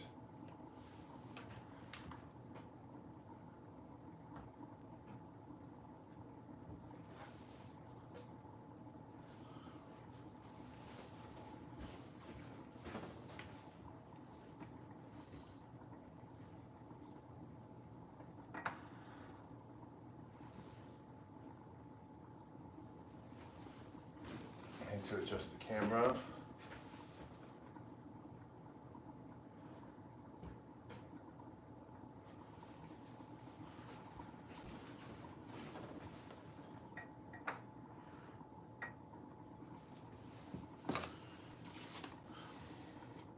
And let this simmer for about 1 hour per pound of lahma, or until the lahma is tender and the sauce is thick.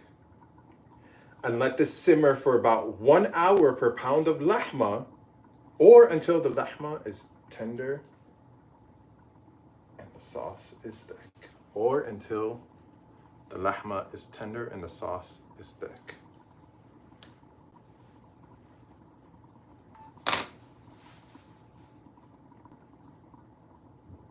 And let this simmer for about 1 hour per pound of lahma, or until the lahma becomes tender and the sauce is thick.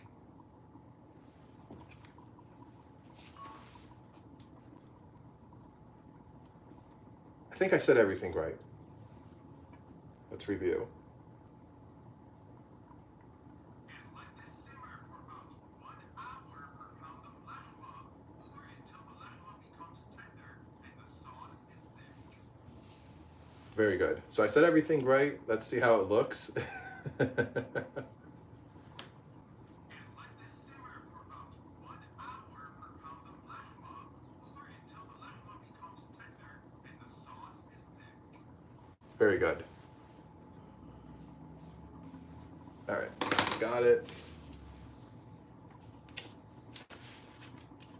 Next page. Stir every 10 to 15 minutes and add more hot water if needed. So that was a voiceover, but I need to show that part.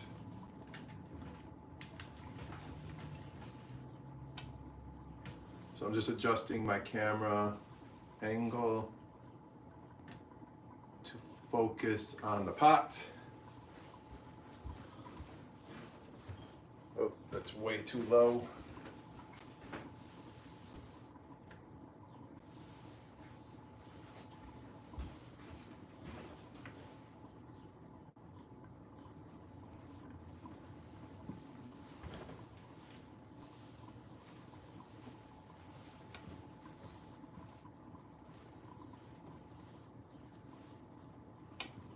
All right, let's get this next shot in.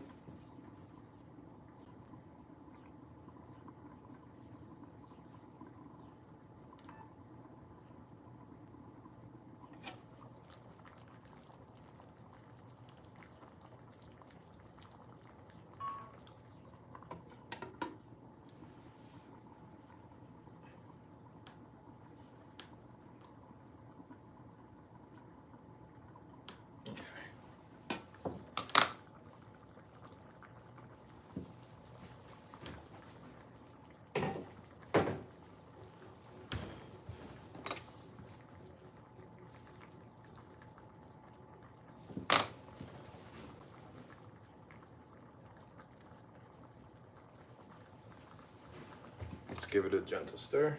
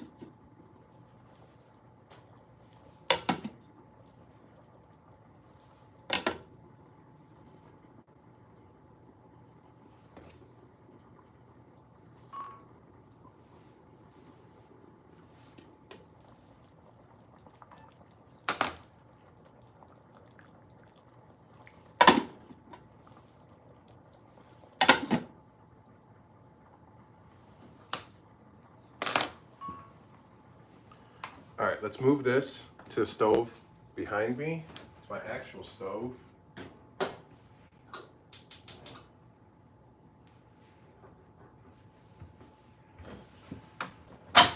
Disconnected that for the time being. I can turn off this camera as well while we're at it for now. And then what we're going to do in the meantime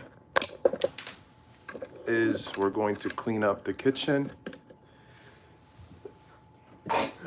Excuse me. Let's lower this down. My allergies are starting to kick in.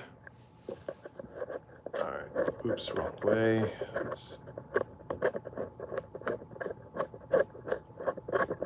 Let me try. I'm trying to tighten this back into place. All right. I think we're good. Let's go on a little field trip to over here.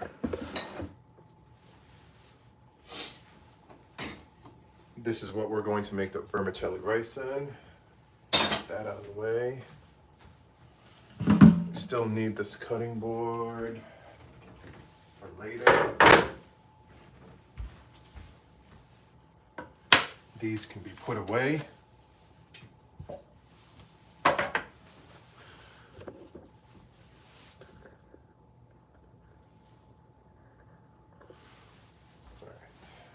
These cutting boards can be put away.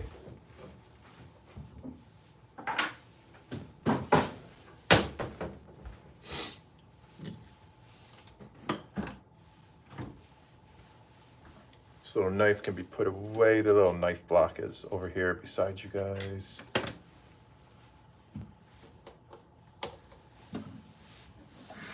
Just a few things for us to wash.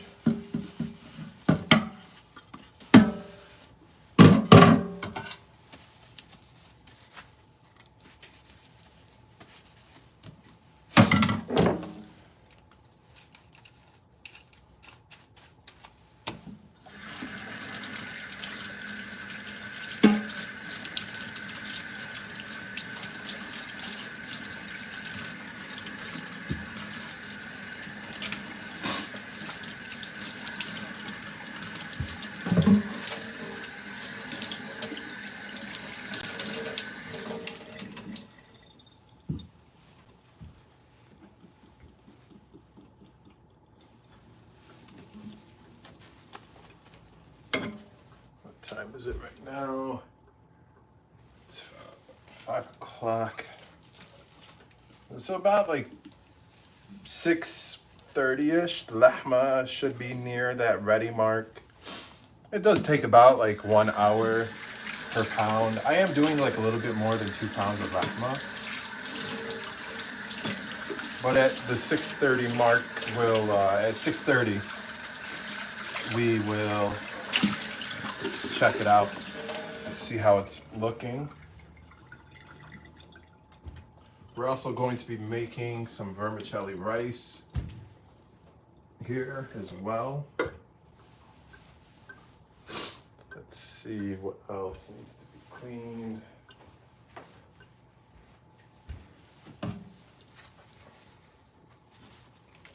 So right now, essentially, we are just waiting. I'm also going to, I need to sharpen my blades, my knives. Because I was struggling a little bit when cutting the lahma, which was not good. This bowl is clean. We can keep this here. No longer need the salt and pepper.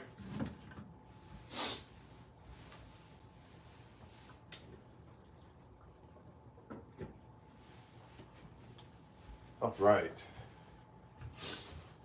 Now let's see here. Wipe this off.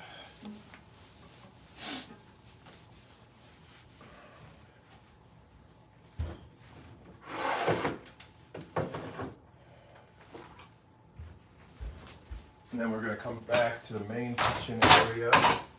That's pretty much all the dishes. wasn't too bad. It's a lot less than my usual.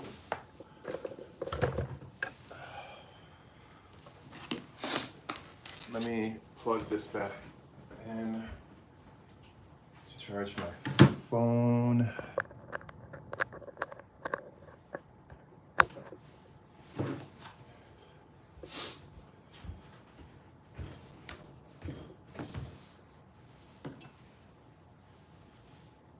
I'm going to wash the knife before I sharpen it. Be right back. I thought I had everything washed and cleaned, but I was mistaken.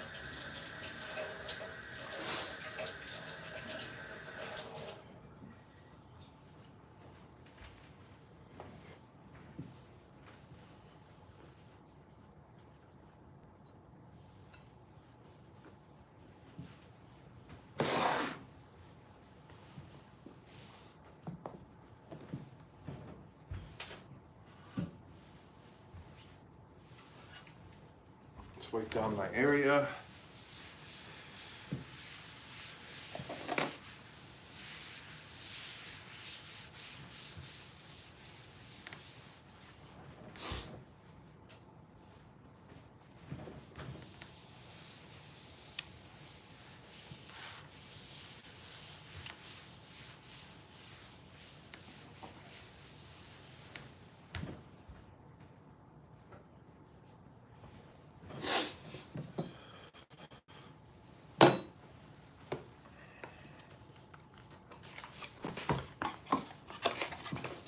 Be right back. I need to grab my magnifier.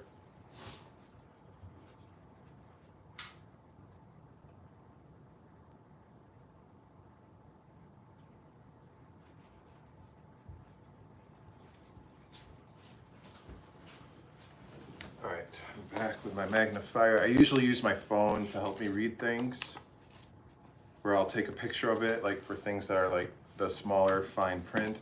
I can never remember because there's two different angles. There's two different sides to this. There's one at 15 degrees and one at 20 degrees, I believe. Yeah, so we got one side at 15 degrees and then the other side, yep, at 20. I can never remember which side to start it on here. Use, okay.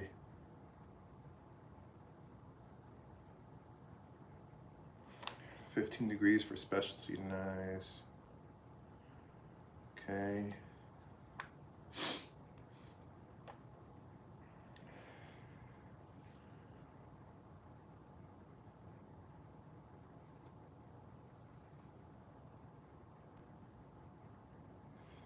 Okay. Start sharpening, use diamond disc, sharpen until result is achieved, run knife.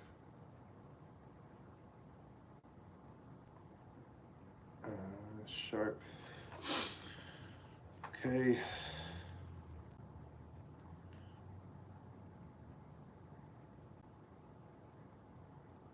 On the knife's edge, use stainless steel disc, 3 to 4 strokes usually does the trick. All right.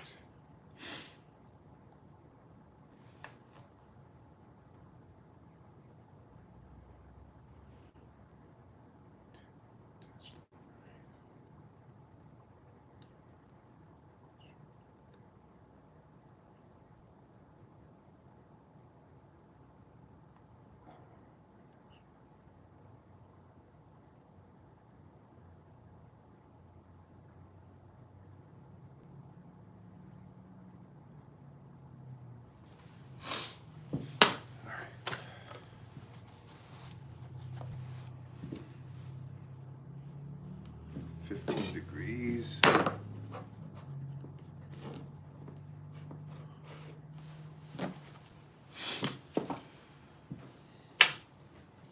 Let's give the lahma a quick mix.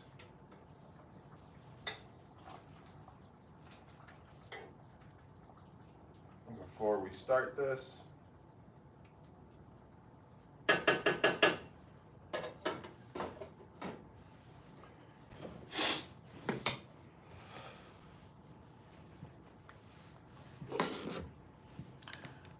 All right, let me adjust this a little bit for TikTok.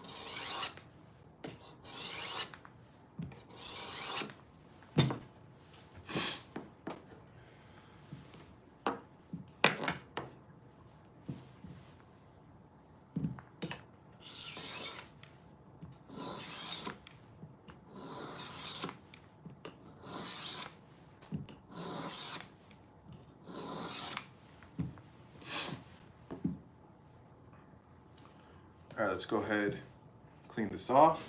Be right back.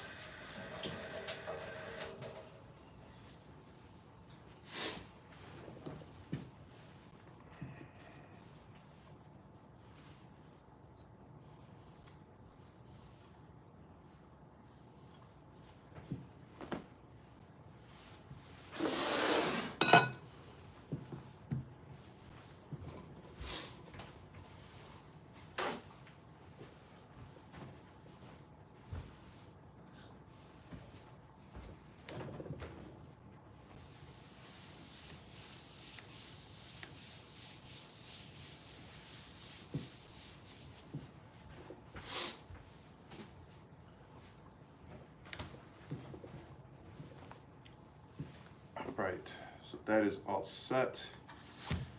This can go back into the box.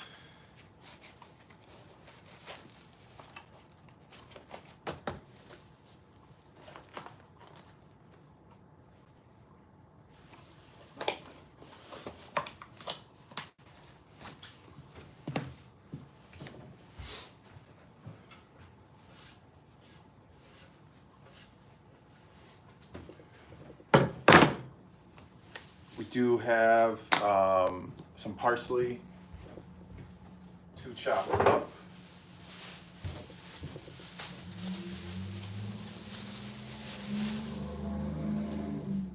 Some fresh parsley.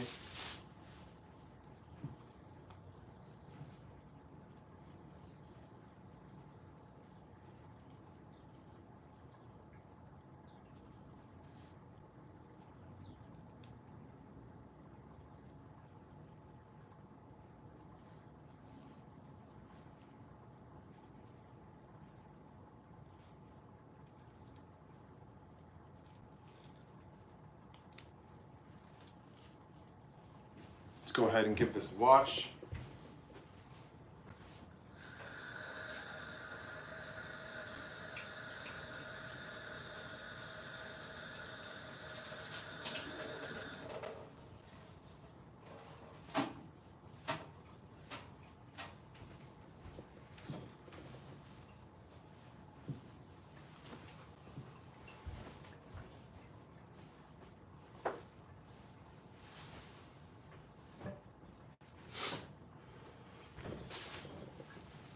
I'm not going to be using all of this. This would be way too much, just a little bit. Set the rest over here to dry up a little bit.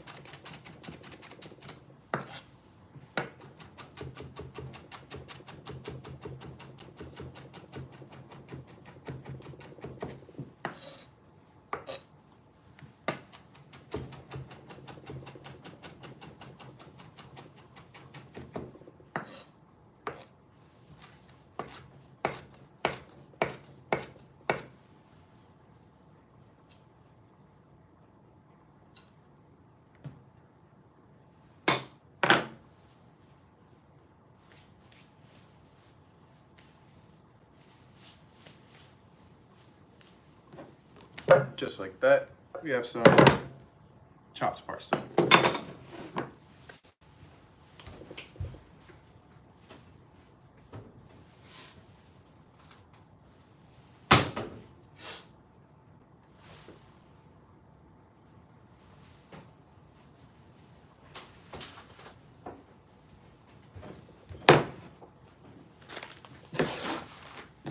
Let's set this to the side. Just going to push it forward. This is Egyptian style rice, which is essentially like a medium grain rice, is what it is.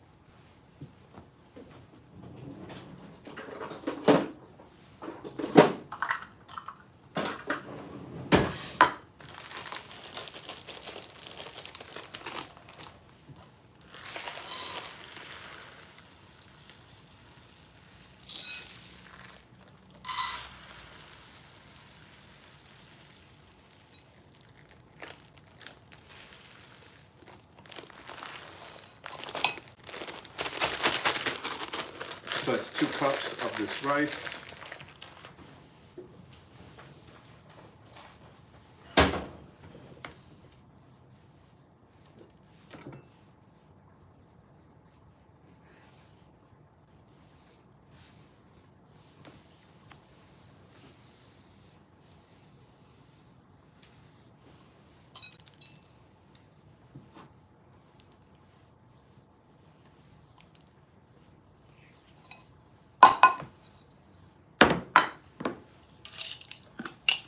This is vermicelli. This will need its own bowl, so let me grab the bowl before I make a mess.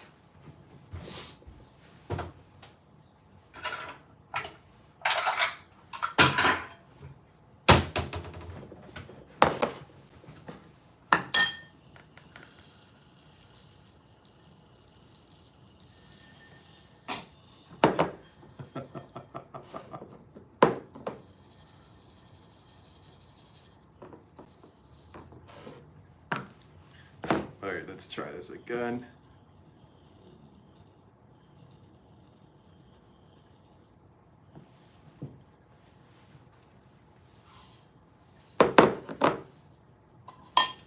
And that is the vermicelli.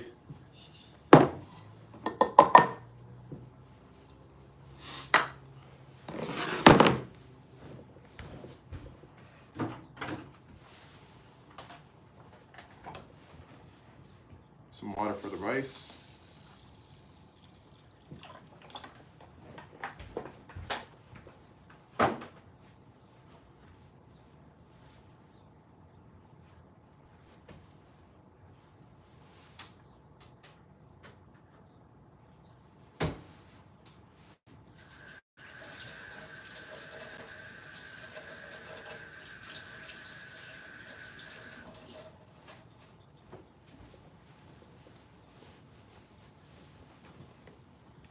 Give the rice a nice wash. Then I'm going to drain the water.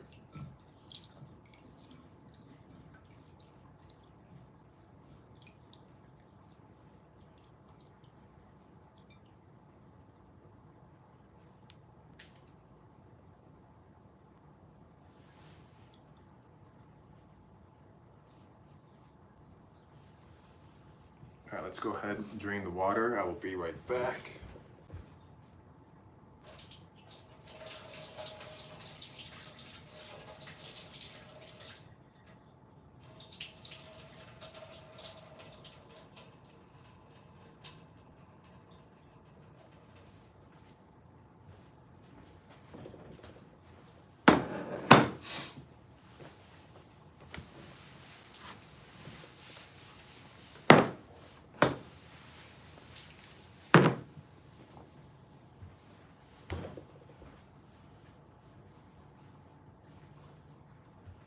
All right, let's bring the lahma back over for now, just temporarily, because it's been going for about like roughly 45 minutes now, I want to say.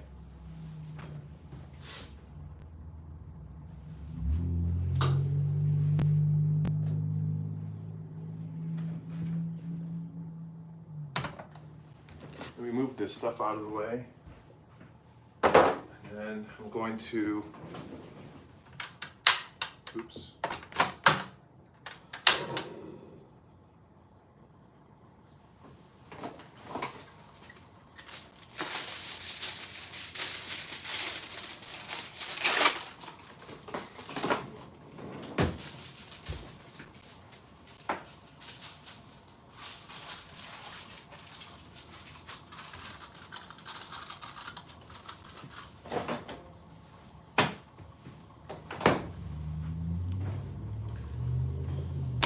All right, let me bring you guys up here, so you can see how it looks so far. Let me lift you up, and then let's tilt you down. All right, there you go, TikTok, and there you go, YouTube.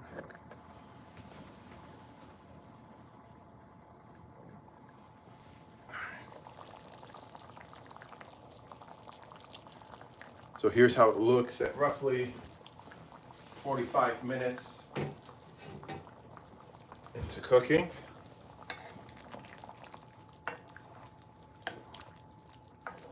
You want to stir this every 10 to 15 minutes. The reason why that you want to keep the lid partially on, because you want a lot of this moisture, this water, to essentially evaporate and turn into steam and escape. So that way it reduces into a nice thick sauce.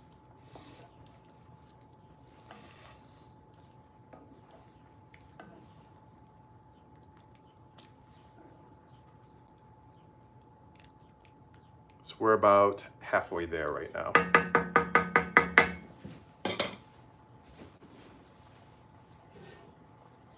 Let's put the lid back on this.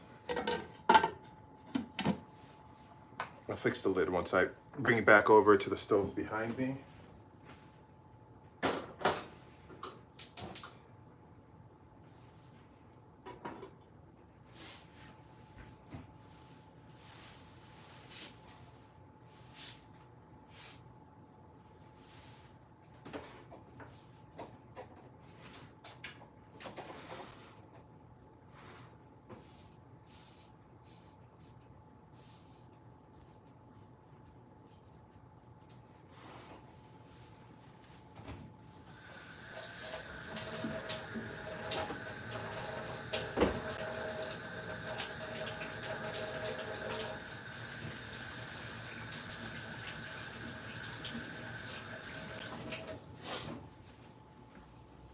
All right, ladies and gentlemen, let's move this countertop stove out of the way. Here, let's bring you guys back up like so as well, but then also lower you down a little bit. So let's move this countertop stove out of the way because we do not need it right now. We'll come back to it in about 15, 20-ish minutes or so. Put you over here. Let me plug you back in.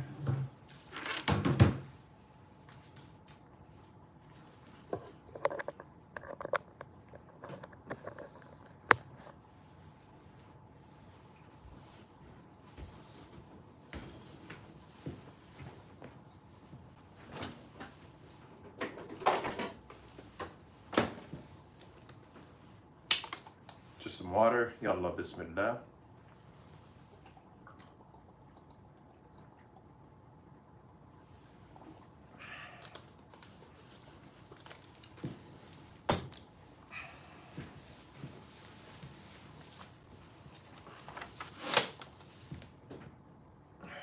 While waiting on the lahma, okay. I already shot the part, stirring it for 10 to 15 minutes. What time is it right now?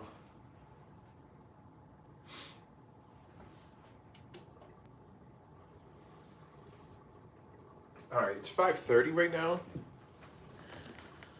The roast only takes about like 15 minutes to prepare. Like it takes about like 3 to 5 minutes for the vermicelli to fry and approximately 12 minutes for the roast to cook. So roughly, just rounding up to be generous, it takes about 20 minutes for the roast. The lahma, we'll check it at basically 6:30, so like an hour from now. So we still have some time to kill. Right now, this is unusual for my lives. For my cooking lives, I should say, where I have downtime like this. Usually, like I'm running behind on my steps and whatever it is that I need to do. This is the first time for this to happen, to where I'm not in such a rush. So I really don't know what to do right now. So we have the lahma going on behind us, which is a good thing. The aroma in here is absolutely incredible. You can definitely smell the cumin, hence what we are making today. We're making Egyptian style Kamounia, which is essentially a beef stew in tomato sauce. So that's what we got going on the stove behind us. I don't know if you guys can hear the bubbling or not from the simmer of everything cooking. Well, that's going on behind us right now. We still need to make the vermicelli rice, but we still have a little bit of time before we can do that. What else? Kitchen is pretty much like clean for now, I think. So yeah, so that brings everything up to speed. Let's see what's coming up next. Let's talk about what's coming up next in the plan. I originally was going to make kishk today. I have the recipe written right behind you guys, or right in front of you guys here. But it was right at the corner of the countertop, the corner of the counter. So I originally was going to make kishk today, but then I decided at the last minute, because I wrote both these recipes, one for kishk, one for the kamounia, and I was going back and forth, which one am I going to make first? And I was like, okay, I'm going to make the kishk today, but then literally last moment today, like in the morning time, as I was going through and running my errands, I decided, you know what, I'm going to make the kamounia today because I'm really craving some lahma. So let's go ahead and make that today. But later on this week, I will be showing you guys how to make kishk. Kishk is essentially, it's a good way to describe it. It's essentially like a creamy porridge, I guess you could call it. It's an appetizer or dip. It's an appetizer slash dip that you serve. It's really popular on the countryside, like the Beled side of Egypt. So that's where primarily, where you will primarily find kishk, is in the countryside. It's essentially bechamel sauce mixed with chicken broth, and then you top it with crispy fried onions. Once everything is prepared, you put the kishk in like a serving dish or bowl, in a bowl of some sort, and you fry up some onions and you put them on top like as garnish, and you serve it alongside pita bread or bedadi bread, and also the chicken that you used to form the broth. So kishk is coming up soon as well, later this week. I'm also planning to make fasolia. Fasolia is essentially green beans stew. So it's green beans and tomato sauce with lahma is the best way to sum it up. So fasolia is coming up soon as well, in the coming either the end of this week or the following week. I also have planned to make molokhia, but to make fresh molokhia. Because right now is essentially the season of the molokhia leaves. So usually here in the US, it's difficult. It is a challenge to find fresh molokhia, but right now is essentially the season for it. So I am planning to make fresh molokhia, but also using the, I don't know the name of the knife, not in English or even in Arabic. It's like a two-handled knife, and the blade itself is curved like so, and you essentially like seesaw back and forth to mince the molokhia. So I'm excited to be able to show you guys that as well. I just need to do my research on the name of that blade. So molokhia is coming up soon. I also do want to make mahshi. I want to make mahshi kromb and mahshi wara anab in the coming weeks as well. So that is on the menu. I'm also planning to make hammam mahshi. I know I've been talking about hammam mahshi for like a long time now. The issue is it's difficult. So hammam mahshi is essentially stuffed pigeons, for those of you who do not know. The challenge is, the challenge here is finding a good quality pigeons in any of like the nearby Mediterranean grocery stores near me. So that is also on the menu for my upcoming recipes. Let's bring the lahma back over. and give it a stir.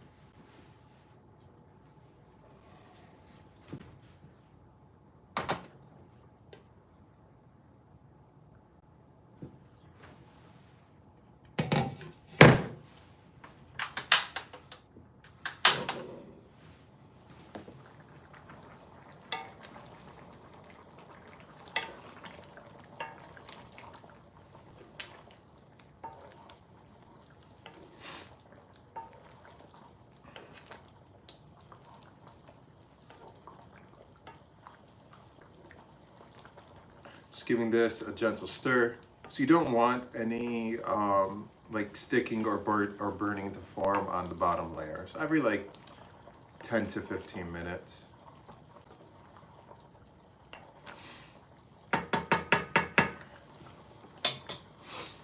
Once again, you just want to keep the lid partially on because you want to allow a lot of that excess water and moisture to escape, and this will allow the sauce to essentially thicken on its own. So let's go ahead and bring this back over to the stove behind me.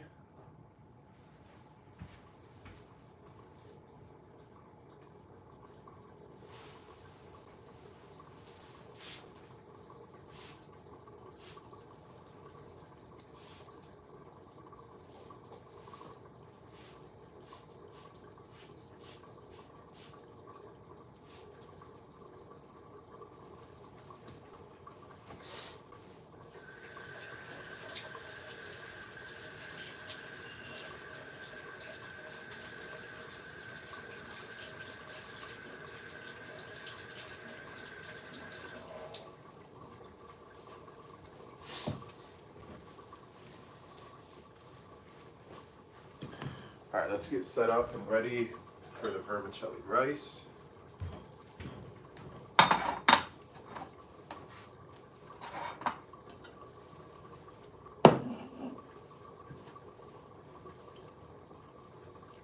Oh, the bowls are right here.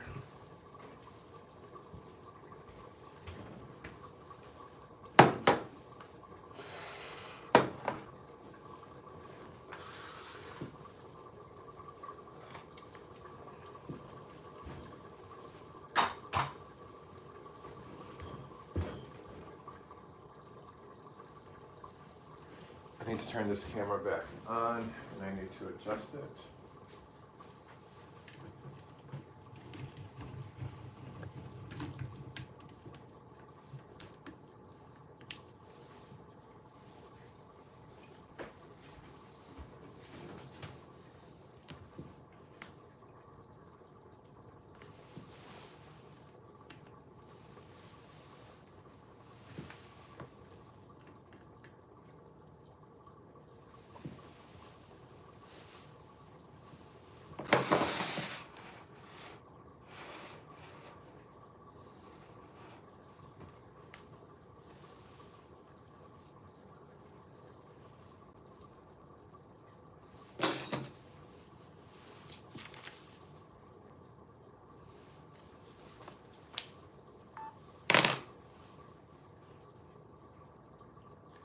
While waiting on the lahma,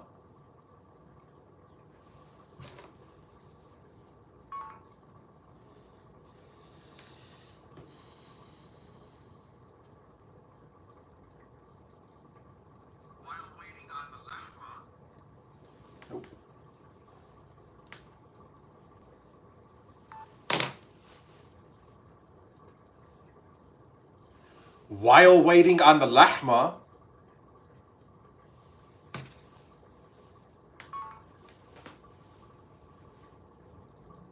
I'm going to try it again.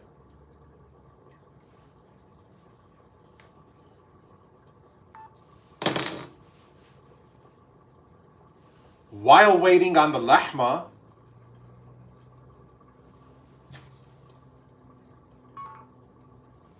that one should be okay. Let's review. While waiting on the lahma. Much better.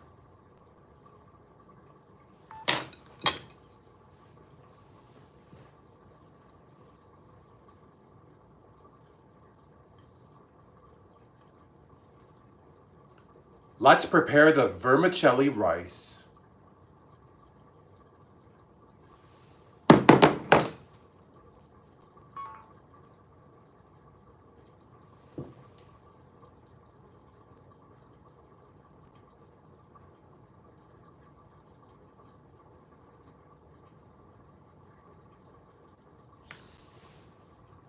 Let's prepare the vermicelli rice. Very good.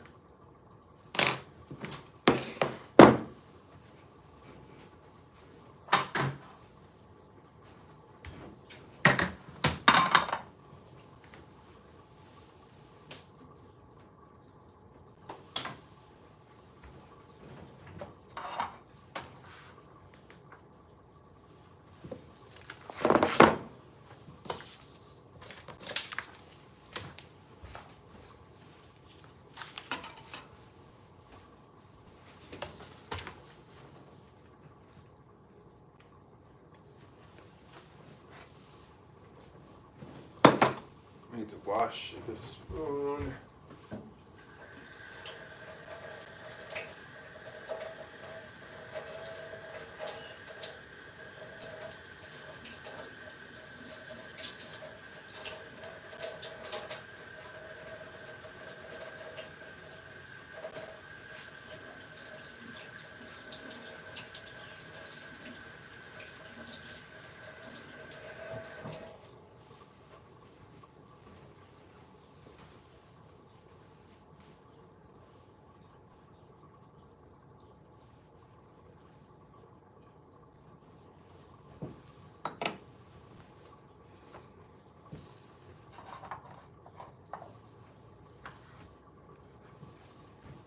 I need to adjust this camera way up so I can see. Actually, I need to move this cutting board.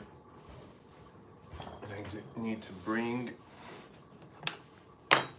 the camera up for this shot.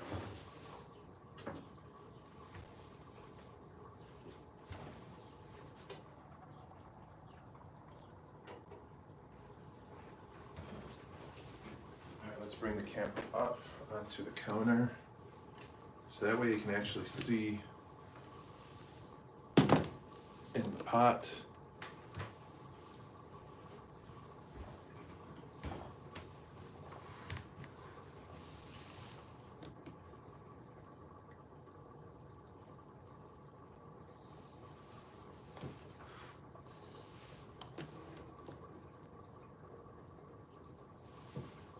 I'm also going to bring you guys up as well, so that way you can also see in the pot.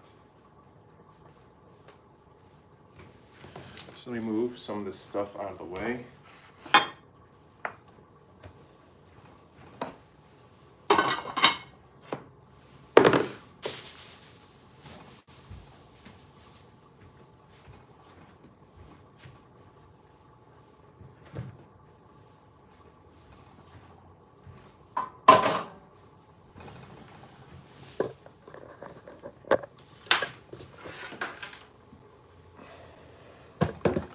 All right, first let's lift you up. Oh, that might be too high.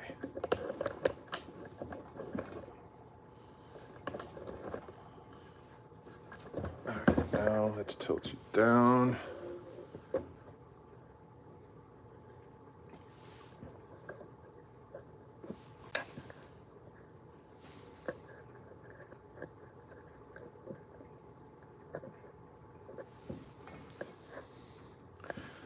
All right.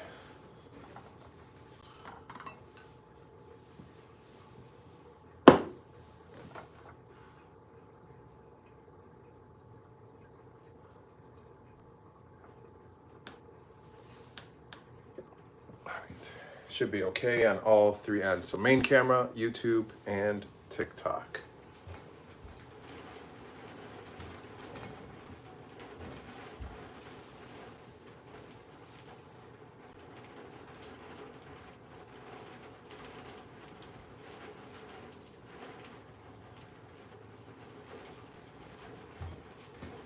Where did I put? Oh, here it is. It's behind the vermicelli.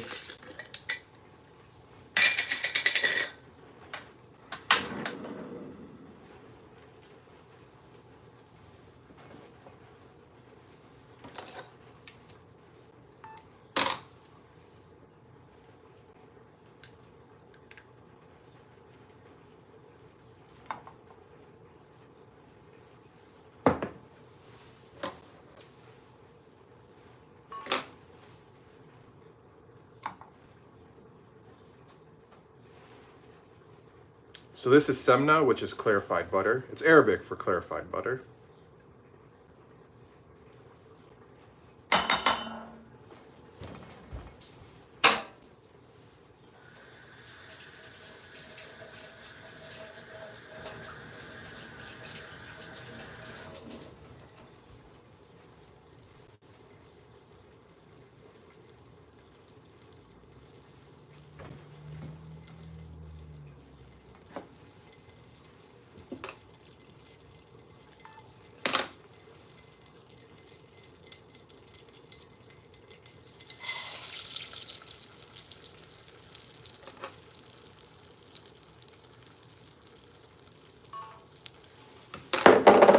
That was the vermicelli.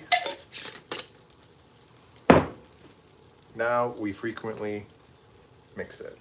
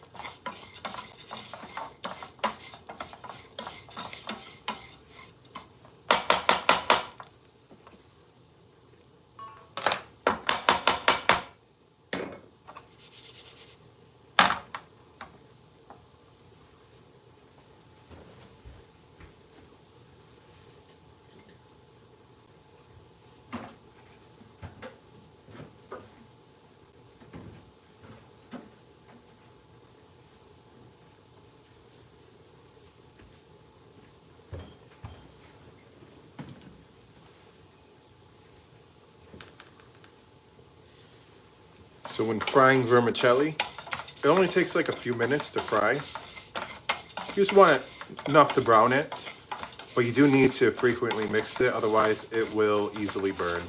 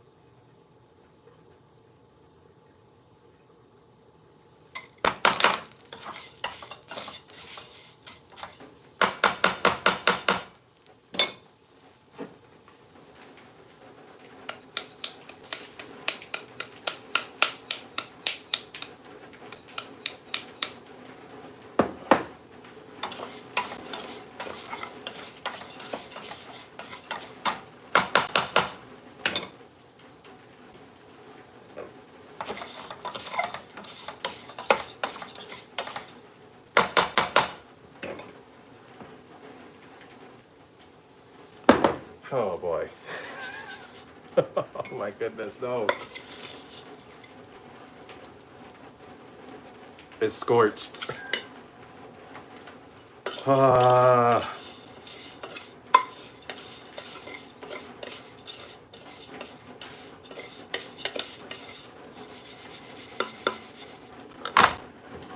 Let's try this again.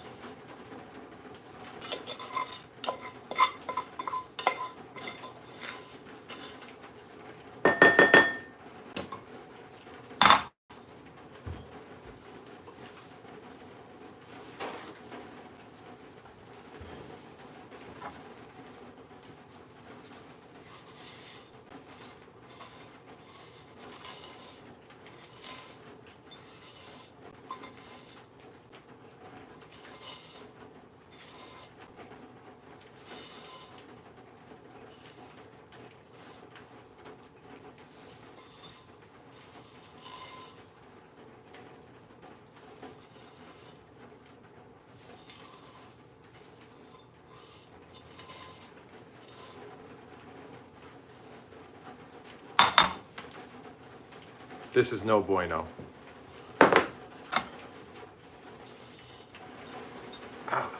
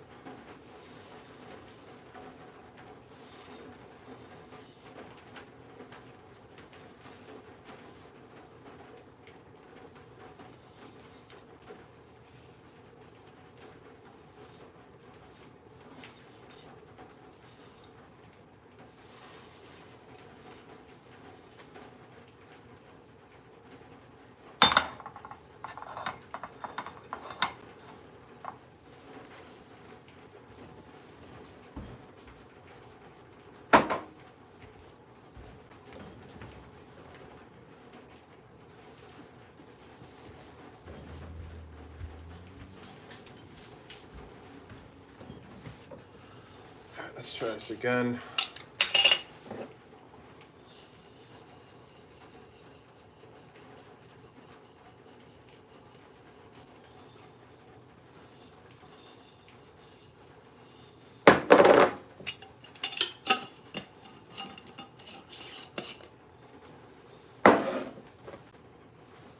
Fresh batch of vermicelli. It's about 1 cup, roughly.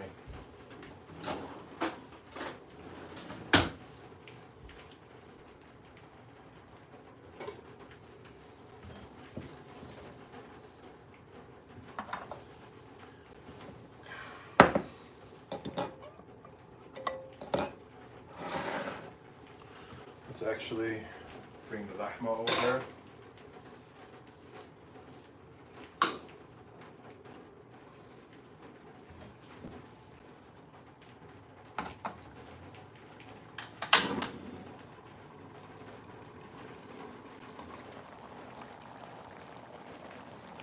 Let's give it a stir.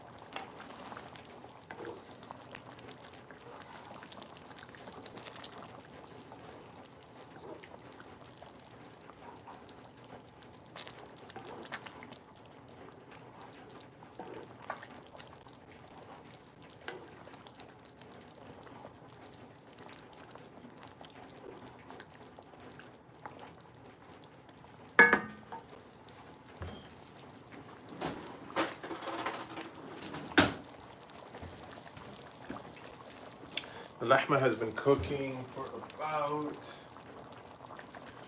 an hour and 15 minutes now. Let's check it out. I'm gonna try a piece.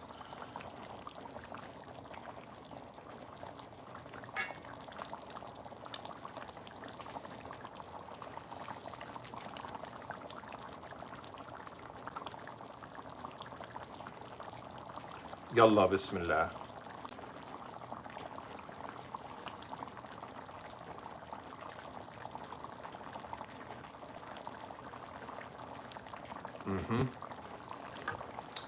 So the flavor is really good. The lahma does need a little more time to cook.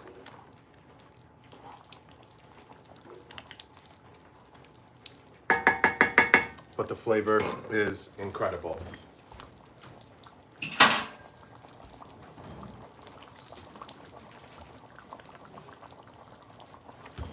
All right, let's put the lid partially on. Move this to the stove behind us. All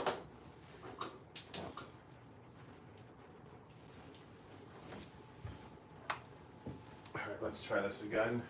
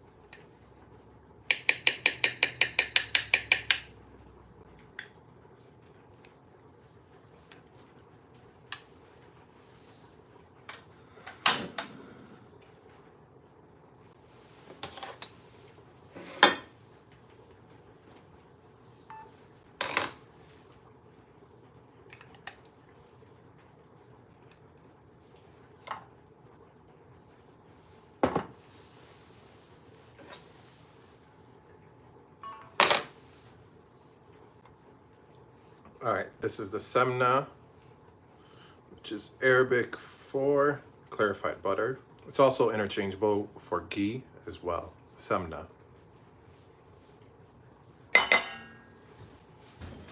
Be right back.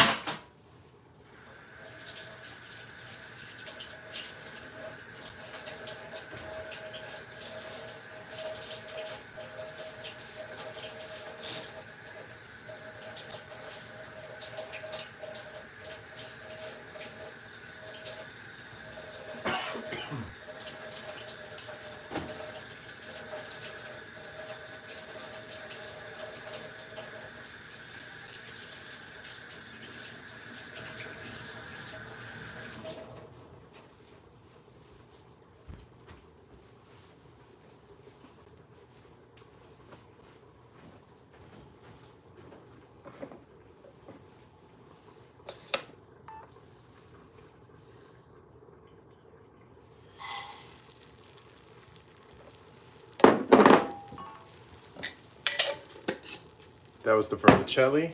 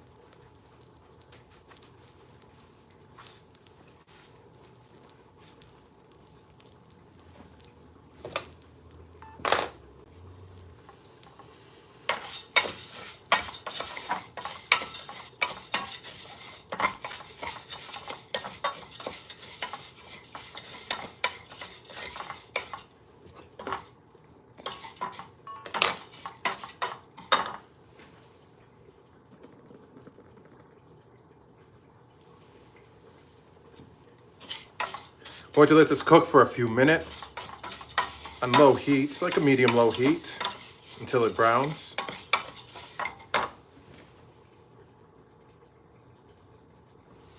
And then we're going to add the washed Egyptian style rice, which is essentially like a medium green rice. I washed it earlier in the live.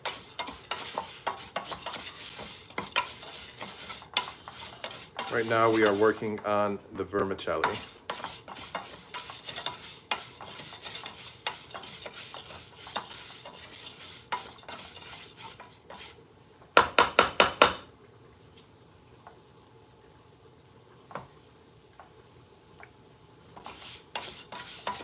You do have to frequently mix it because vermicelli does take only a few minutes for it to cook and to brown. For it to brown, essentially, not for it to cook. Anything more, or if the temperature is too high, it will burn, as it did earlier in the live. As you can see, this happened in a matter of like 1 minute, not even.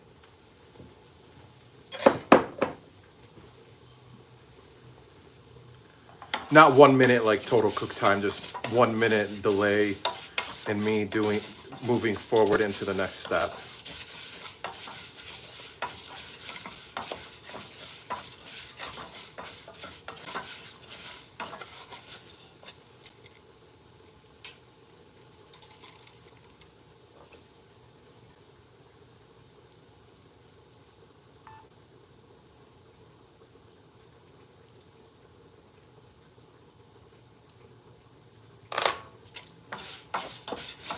All right, one final mix. Let's bring in the rice.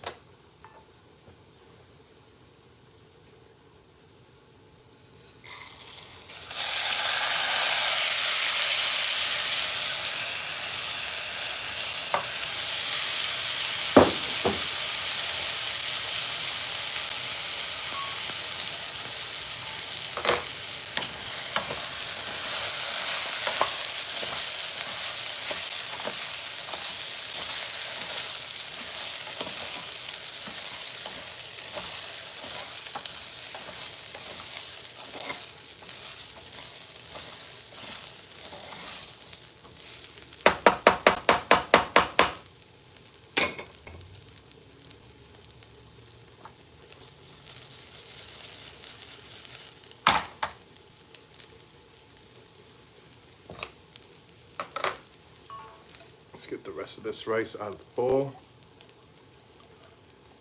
So after you mix in the rice, you want it to sit for no more than 1 minute, as it is right now. And then we are going to add the water. Oops. Which is next. Let's do this.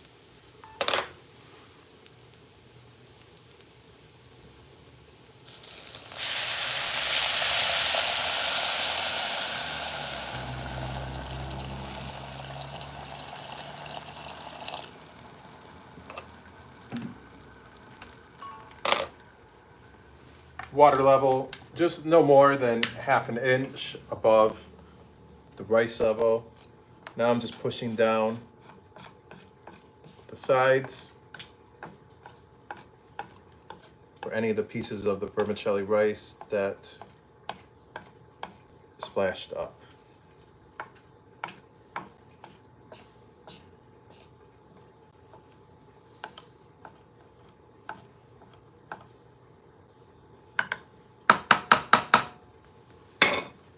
Now we let this reach a boil.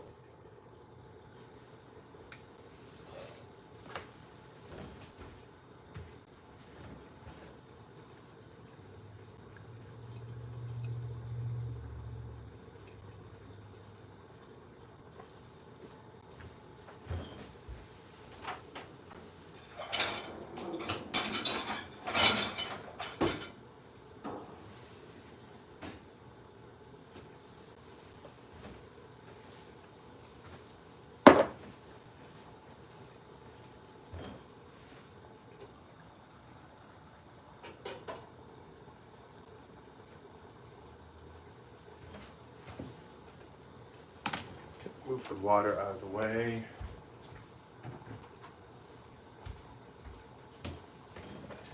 No longer need the semna. That can go back in the refrigerator.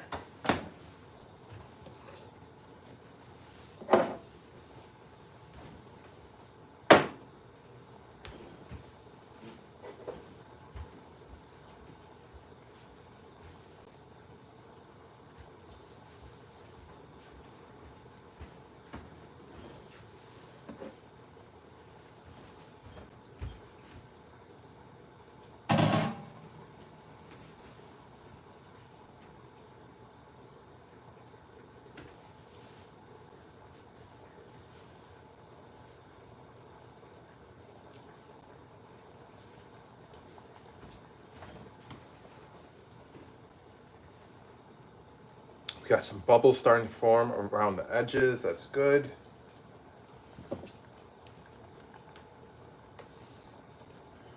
All right, we do have a shot that we need to take. I'm simply just going to like point to show, to emphasize the boiling part. So essentially I say in the voiceover, once this reaches a boil, then you turn the heat down to low.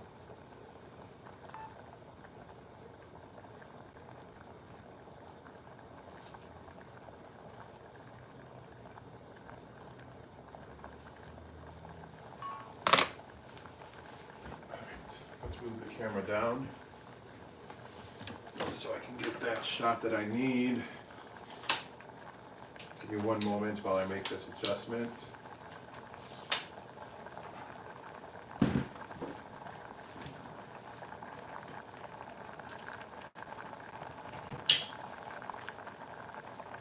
We are almost there, ladies and gentlemen. We are at the tail end of this recipe video.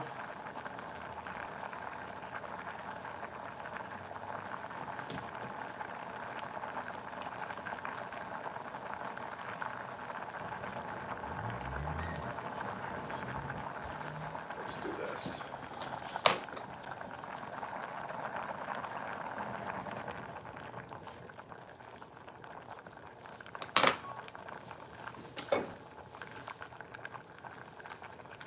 Once it reaches a boil, I'm going to put the lid on.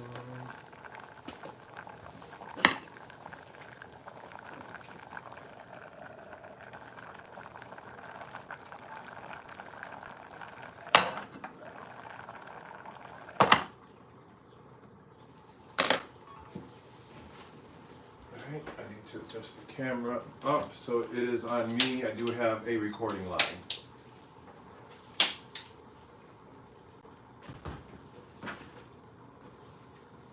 Give me one moment while I make these adjustments, please, and thank you.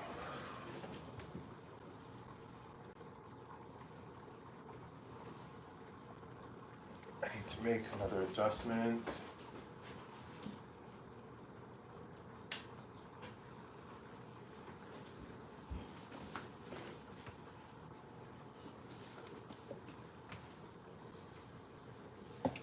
Let's do this. And let this cook for about 12 minutes. Let's see how it looks.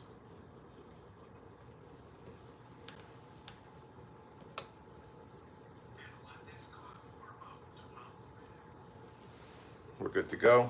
I'm going to move this to the stove behind me so we can save this butane.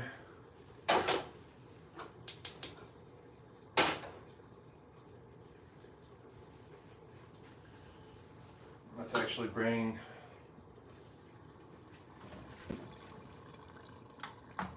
the lahma back over here. Let's see how we're looking.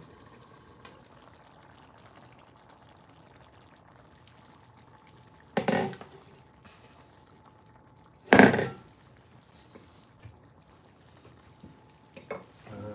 should use a different one for now, since I'm now using that spoon for the ruz.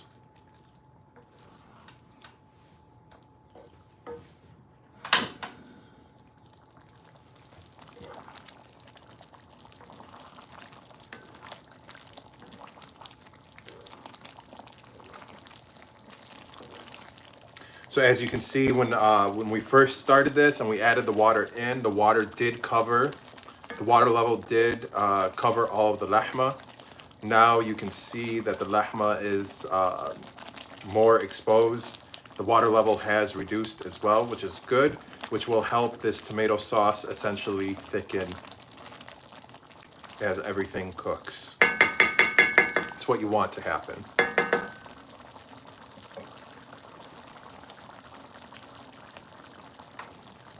All right, let's put this back on the stove behind me.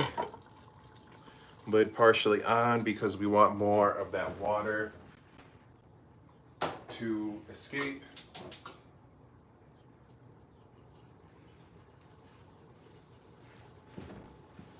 All right, what time is it too? It is 6:11, it just strikes 6:12. And I took this shot at, oh, my camera's still saying, still showing the old time. Wait, no, 5:50 p.m. There's no way I took that 10 minutes ago.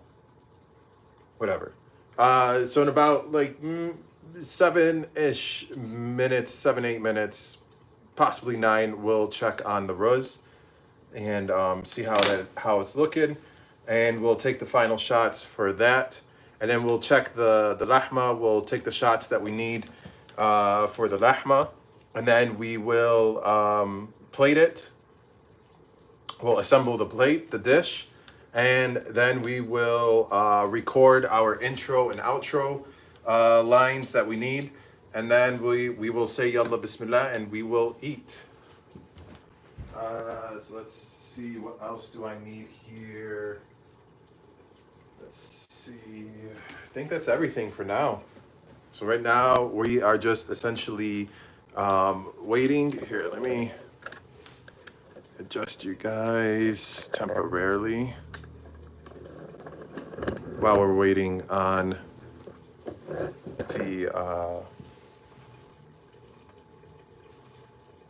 the ruz. Actually, what I'm going to do is get myself ready for the next shot. So I'm actually going to need to bring this back up like so.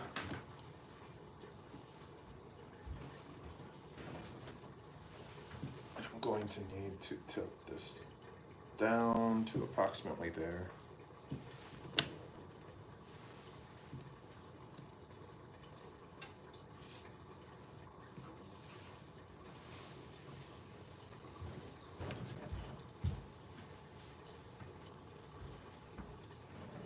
All right, let's turn this off for now. Let's bring you guys back up for now as well. Then when we bring the ruz back over here, I'm going to tilt the camera angle down so you guys can have a better point of view as I am fluffing the ruz. And then after that, we're going to check on the lahma. There's not too many shots that I have to take for this last part. It's just me fluffing the ruz, me showing the lahma like when it's done, and then just assembling the dish. So not too much left to do here. Let's see, when the ruz is cooked. Okay, back to the lahma. Let's see. Here's how the Kamounia should look when finished. Okay. All right. So I said originally at about like 6:30. We're going to, that should be good for the lahma.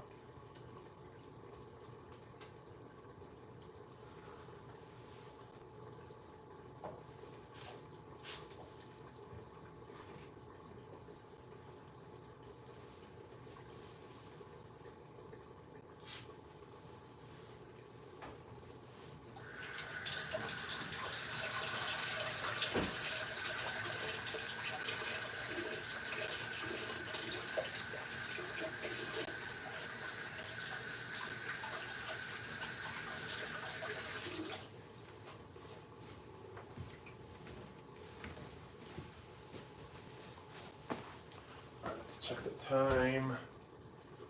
It's 6:16.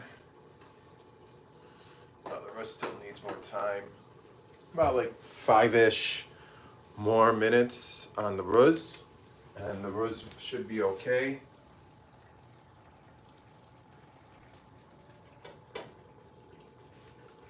Lahma about like 10-ish minutes.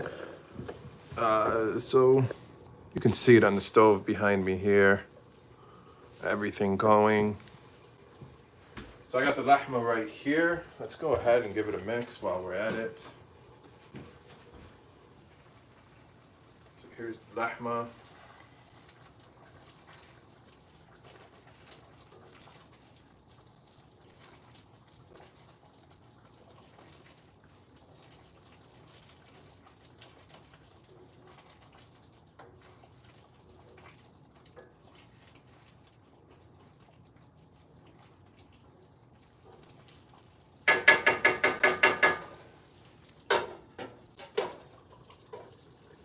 Lid partially on because we want as much of that water and moisture to evaporate to really make the sauce nice and thick.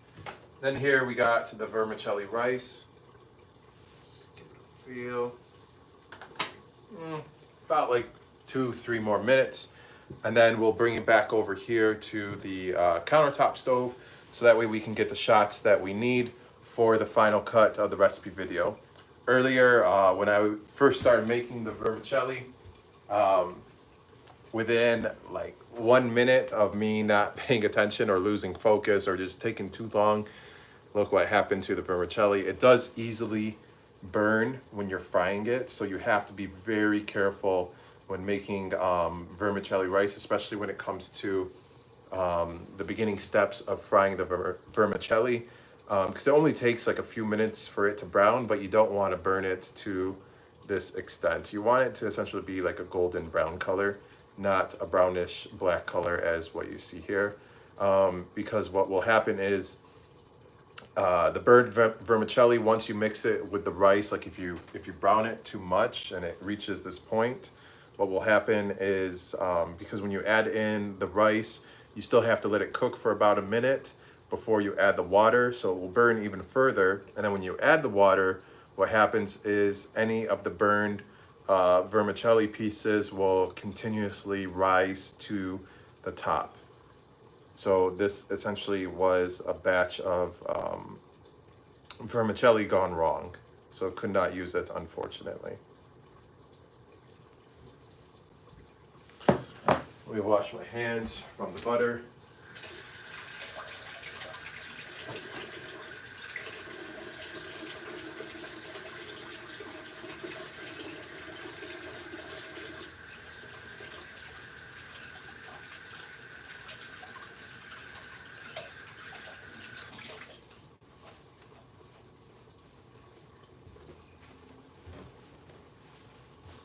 All right, ladies and gentlemen, we are almost there.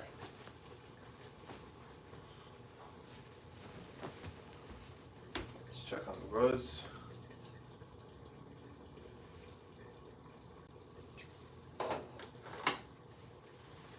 One more minute.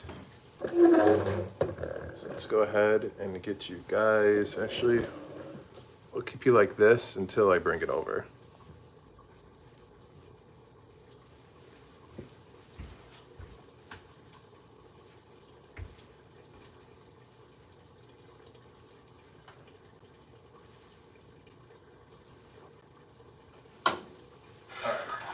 Bring it over.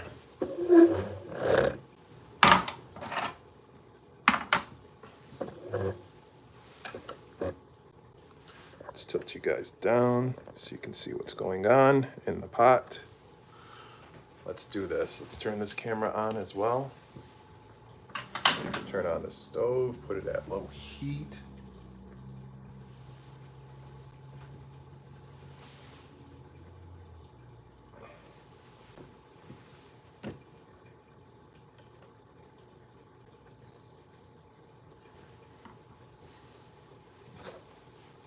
All right, let's do this.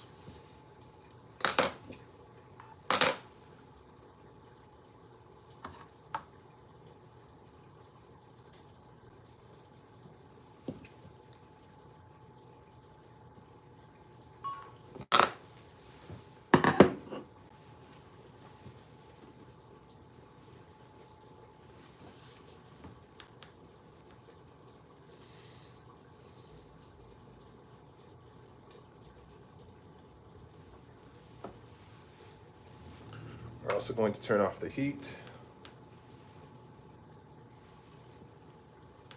We're going to let it rest for like 1 or 2 minutes. Then we're going to give it a gentle fluff.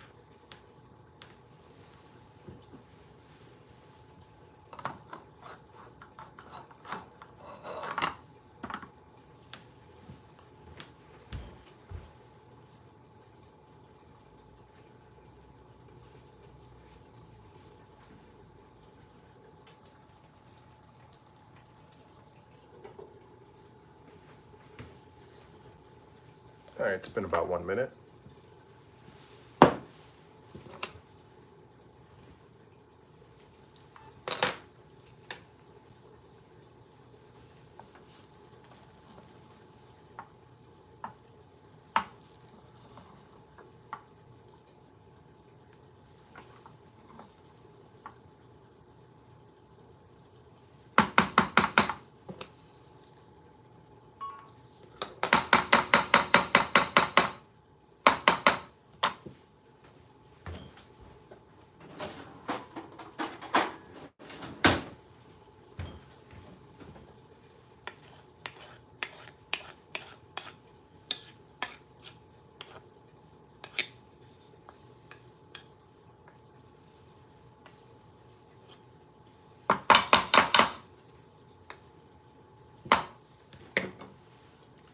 The vermicelli rice is looking really good.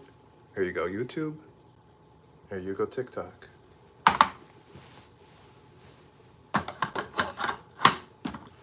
right, set this to the side for now. And then, so that takes care of that shot. Now back to the lahma. All right, I need to get myself ready for my next shot. Let me actually adjust the camera up.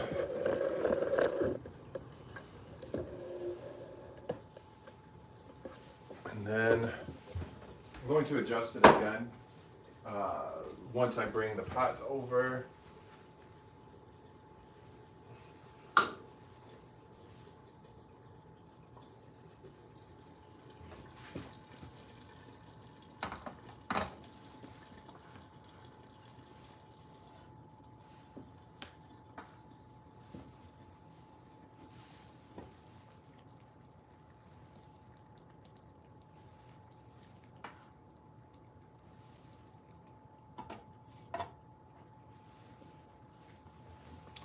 Let's see how it looks for everybody. That should be okay.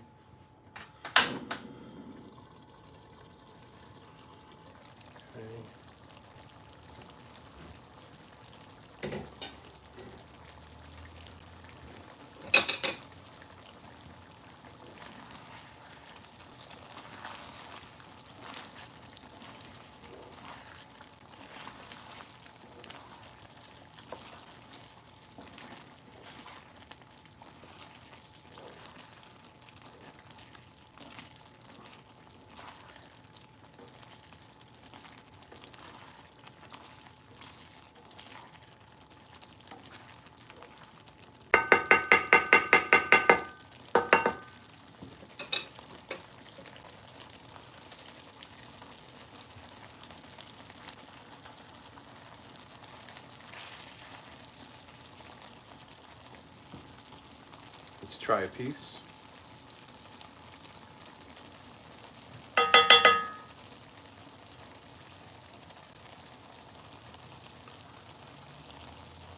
Yalla, bismillah.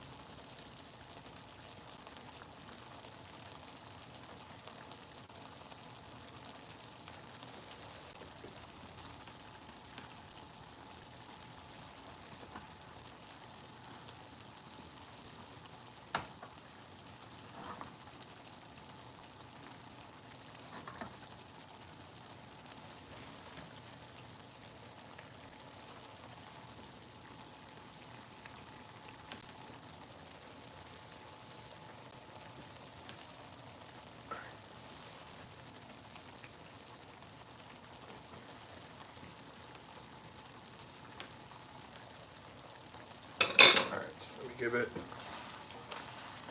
another stir. And I'm going to put the lid on, let it cook for about 10 more minutes, and we should be good to go.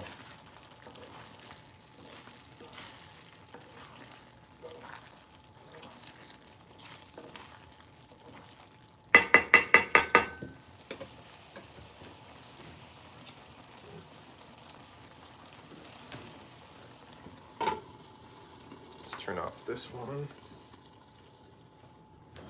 Bringing it back to the stove behind me.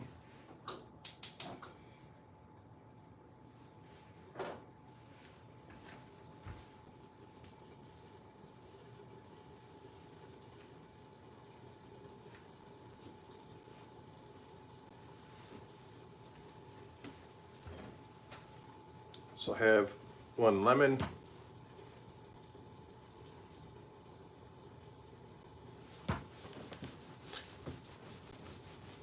I'm going to roll it along the countertop. Make it easier to squeeze the juice.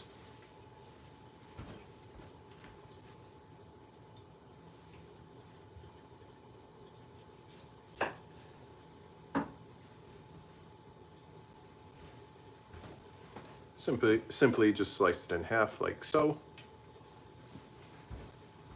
That is ready.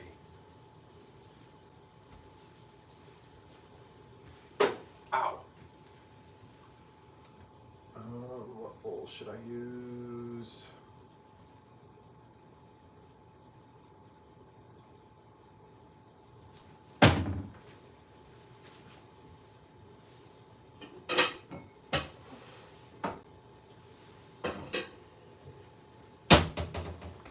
I'll be using this bowl when it comes time to plate it. For the plating process, it's fairly simple. It's essentially a bed of the vermicelli rice for the bottom layer, and then we're going to pile the lahma over it. We're going to squeeze some of that fresh lemon juice on top of the lahma for added flavor, and then we're going to garnish it with some fresh parsley, and life is good.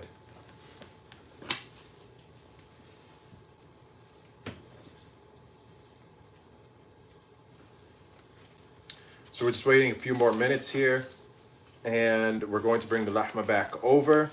We're going to take our final shots of the lahma in the pot, and then we will plate it. Then I'll record my my opening and my intro and outro lines. I'll take well, before I record my intro and out. So first, we're going to bring the lahma back over here. We're going to record those final shots of it in the pot. I'm going to give it a gentle mix and all of that and show how it should look. And then I'm going to plate it. Once it's plated, we're going to take the pictures that I'm going to use for my thumbnails. And then we're going to record my intro and outro lines. And then we're going to say Yallah Bismillah, and we are going to eat. My intro and outro lines are fairly simple. The outro is you have to try this Egyptian food, and the intro is let's make this Egyptian style Kamounia. Let's see, so that's the one line I need to record. And then the Yallah Bismillah, of course. And then I do have a line where I say, you can find the full extended version of how I made the vermicelli rice on my website and YouTube at The Egyptian Cook. The link is in my bio. So I decided that's something I'm going to start doing, where I keep the shorter forms of the recipes on all my social media platforms, but then the longer forms where I show like the extra dishes, you know, the side dishes. So like in this case, so like for this recipe, for example, for this video, the highlight is the Egyptian style Kamounia, which is the lahma, which is the meat. But I'm also pairing it with vermicelli rice, so which will make it a longer video. But in the shorter form, I'm only going to show how to prepare the lahma. And the long form, I'm going to show how to prepare both the lahma and the ruz, the vermicelli rice. So I'm going to start doing that for all of my recipe videos, where essentially the short forms will be on all my social media platforms, but then the long form that shows all the other dishes that I prepare along the side of the main dish That will be exclusive to my website and YouTube channel. All right, 6:30. Let's go ahead, bring the lahma back over. Let's do this.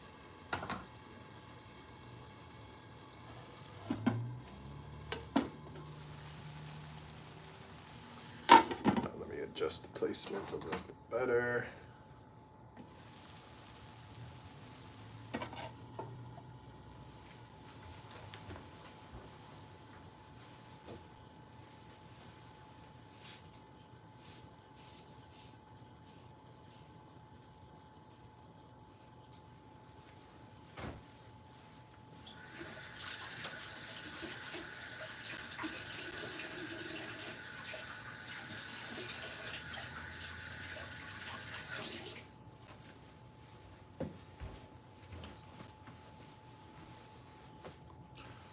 All right, ladies and gentlemen,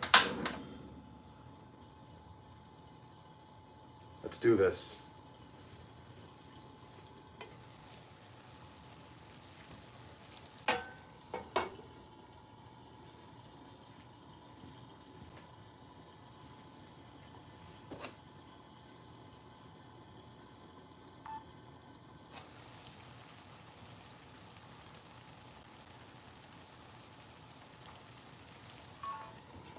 I want to make sure that it actually stayed in focus. It transitioned onto the lahma as I pulled the lid away. Let me try that one again.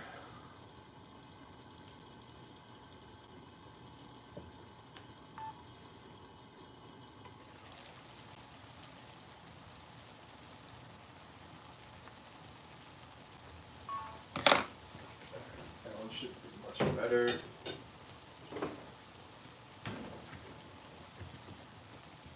All right, let's do this.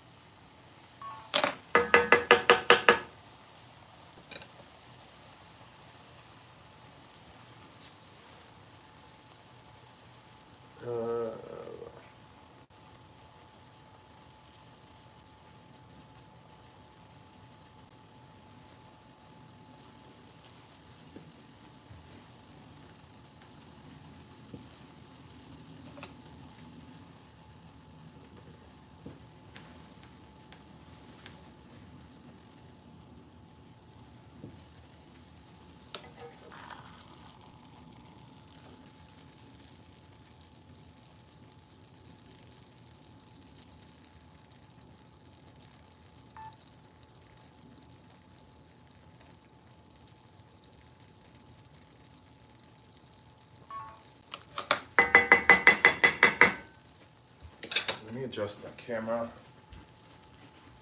my main camera.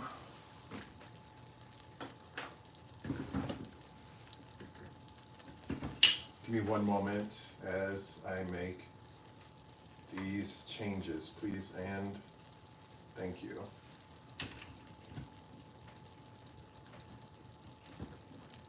Oops.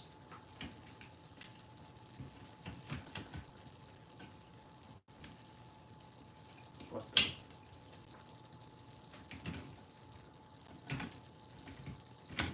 There we go.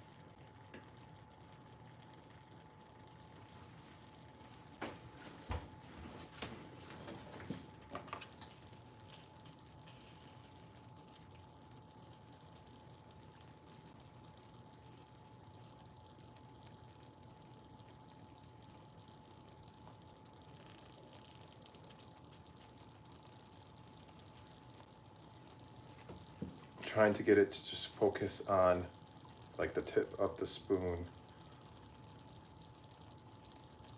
but it is not cooperating. Let's try this again.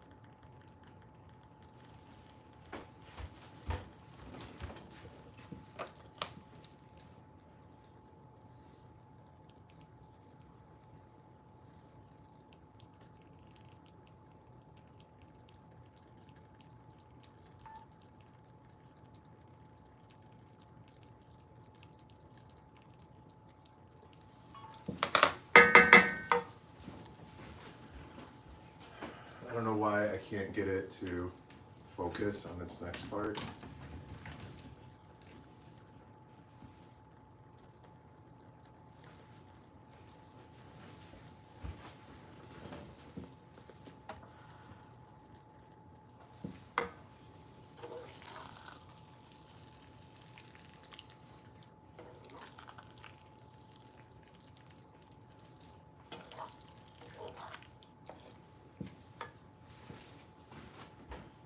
Let's try this again.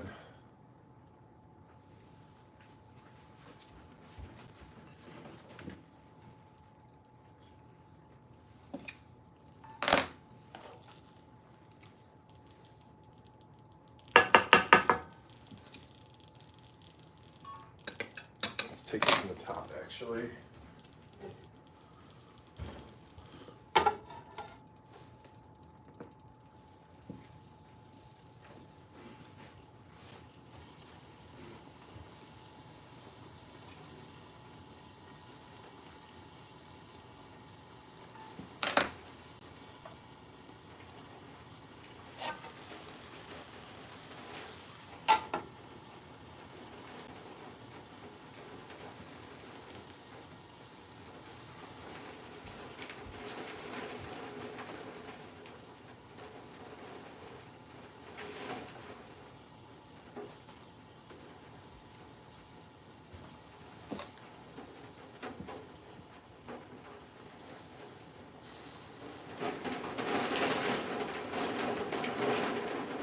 And it just started pouring rain like crazy over here. That's what that loud drumming noise is in the background. Oh boy, oh boy, oh boy.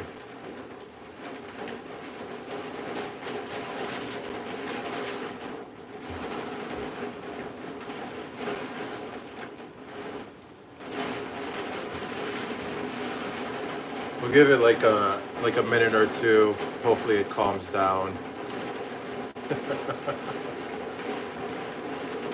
Oh boy.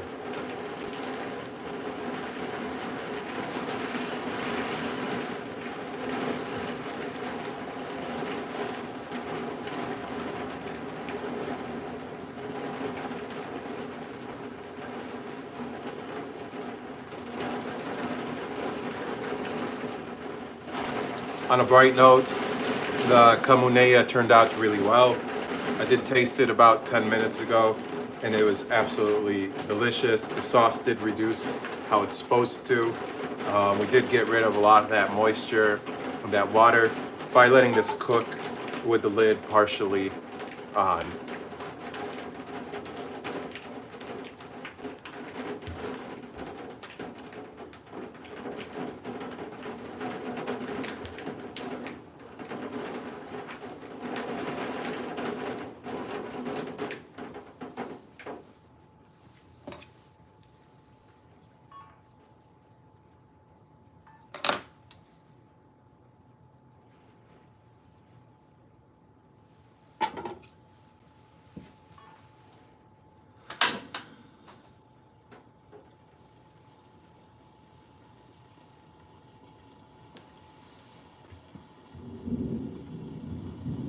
There's the thunder in the background. I don't know if you guys were able to hear that or not.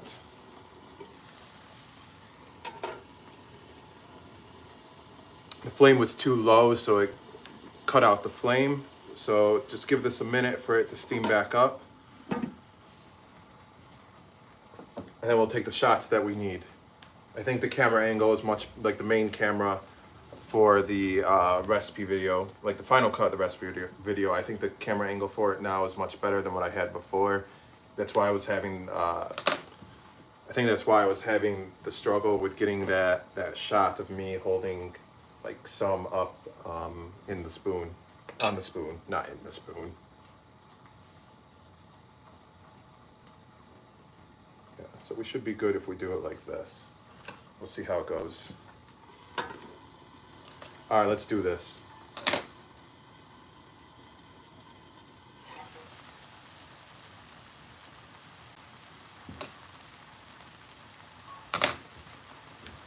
Put that to the side. Let's give this a mix.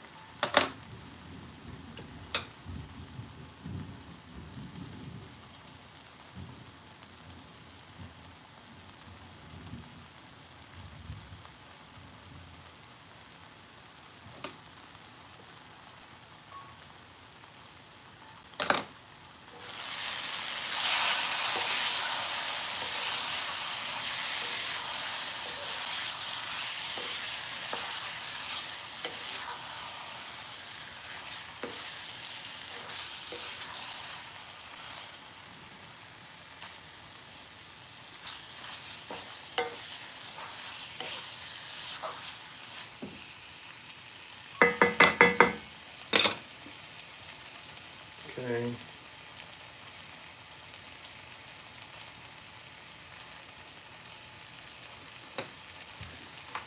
All right, guys. Egyptian style Kamounia. I'm gonna set this to the side behind me, to the stove behind me, I should say.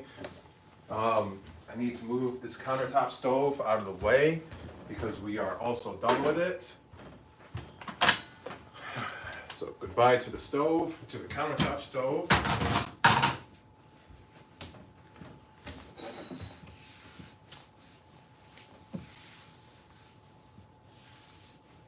Let me wipe down my area.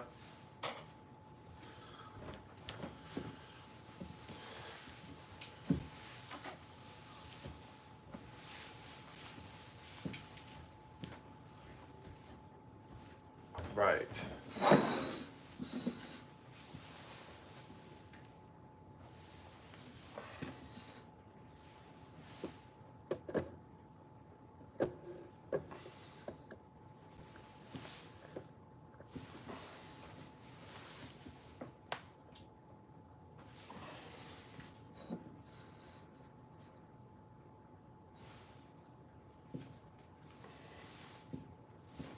Let me adjust this camera.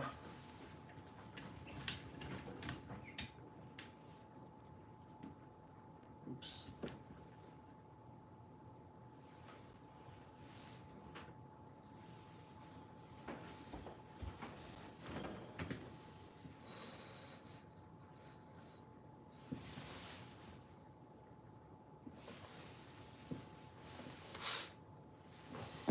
All right, let's do this.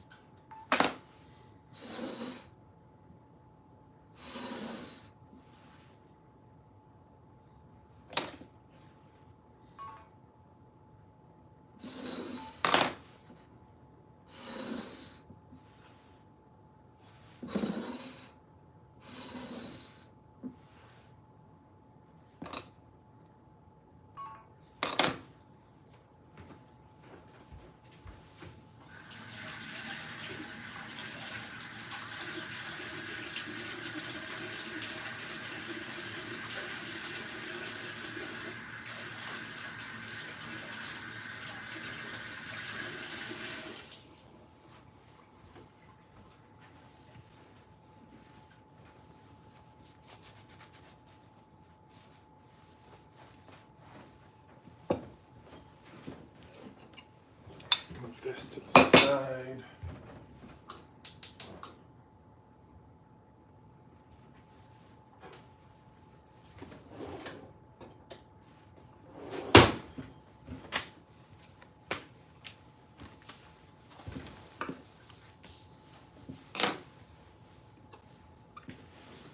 We're starting with the vermicelli rice. Let's do this.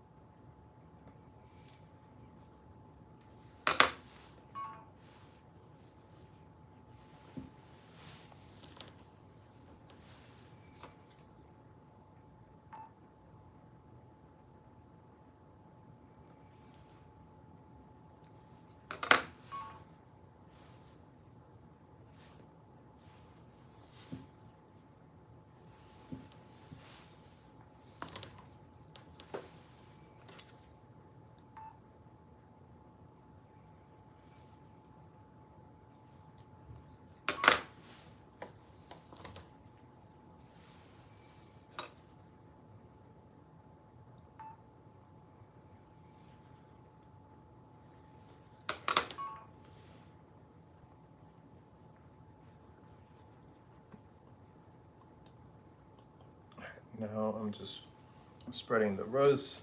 This is actually rose b'shariya, which is Arabic for vermicelli rice. The literal translation of it though is rice with vermicelli, but in English we just say vermicelli rice.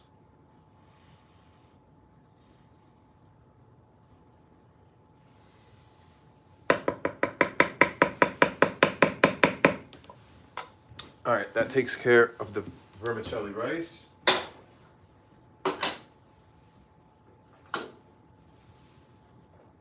Let's bring the lahma back over.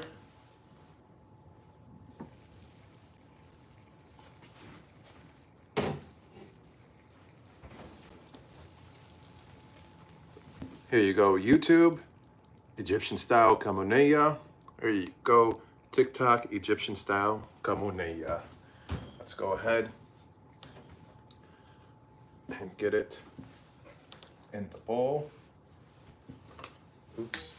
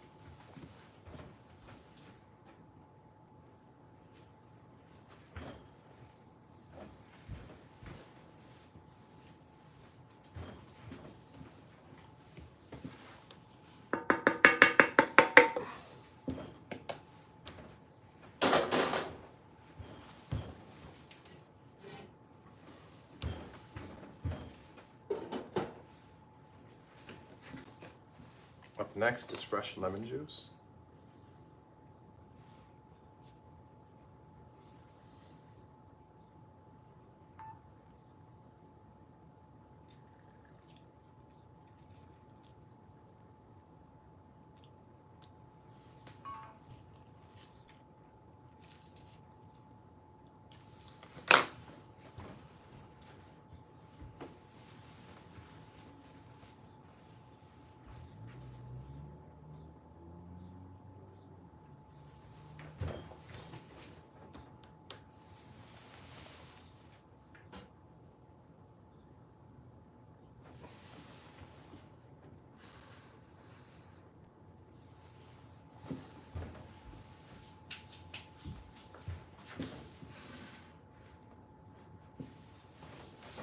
Just camera angle.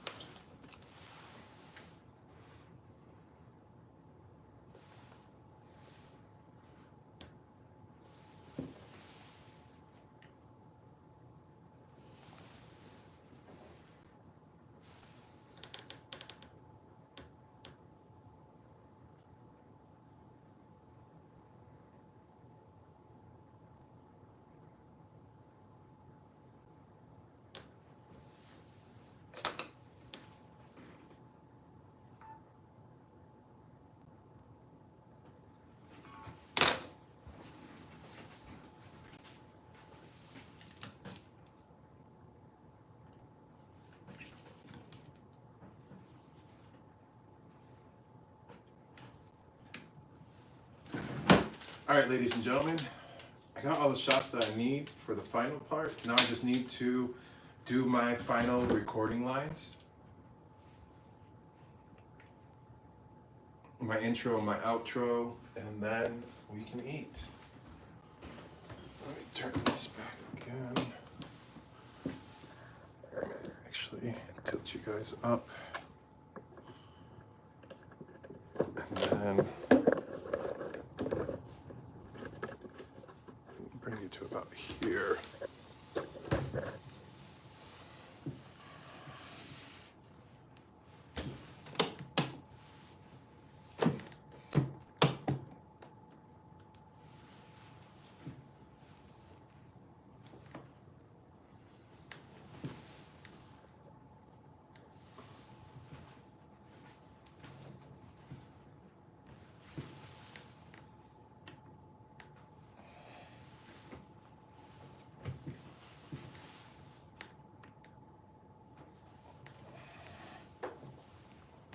All right, ladies and gentlemen, here you go, YouTube, Egyptian style, Kamounia. Here you go, TikTok, Egyptian style, Kamounia. All right.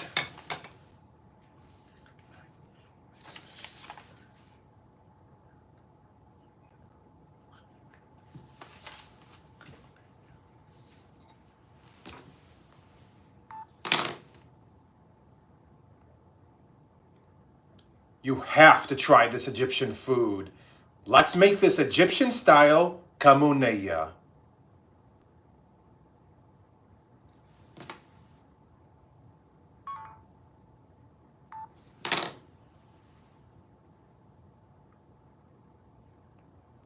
You have to try this Egyptian food. Let's make this Egyptian style Kamounia.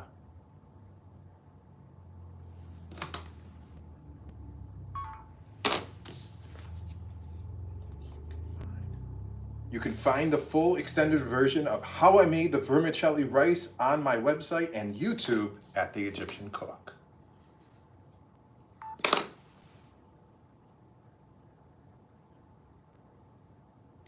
You can find the full extended version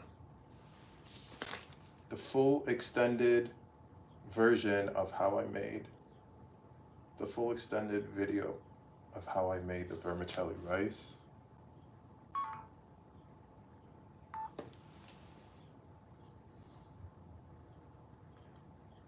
You can find the full extended video of how I made this vermicelli rice on my website and YouTube at The Egyptian Cook.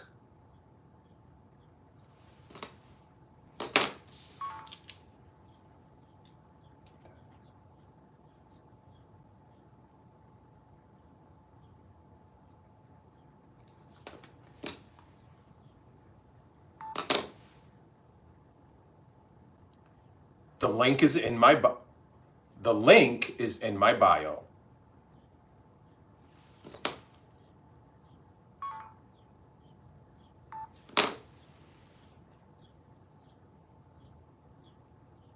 Yalla bismillah. Yalla bismillah. Yalla bismillah. Yalla bismillah.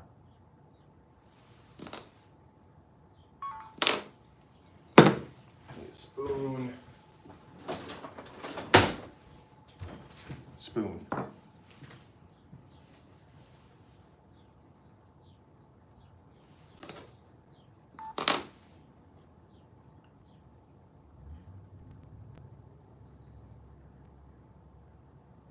You have to try this Egyptian food.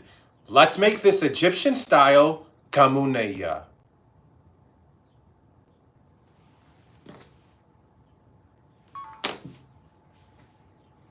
All right, ladies and gentlemen, one final time before we eat. Egyptian style Kamounia. Here you go, YouTube. Here you go, TikTok. Egyptian style Kamounia. Yalla bismillah.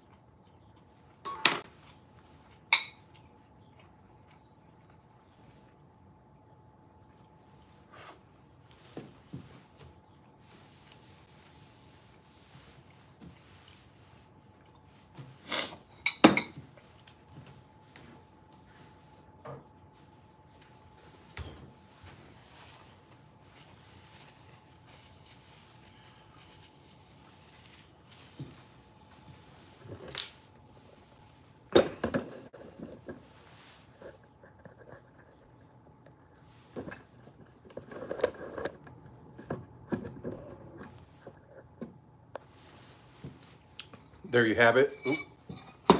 As both my phones are telling me low battery.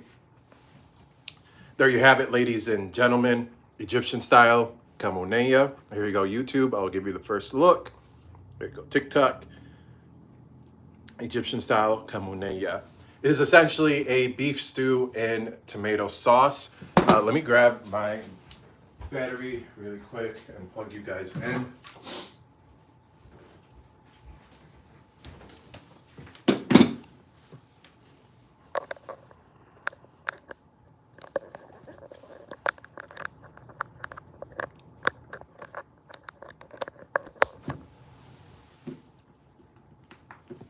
All right, YouTube's plugged in. So Egyptian style Kamounia is essentially a beef stew in tomato sauce.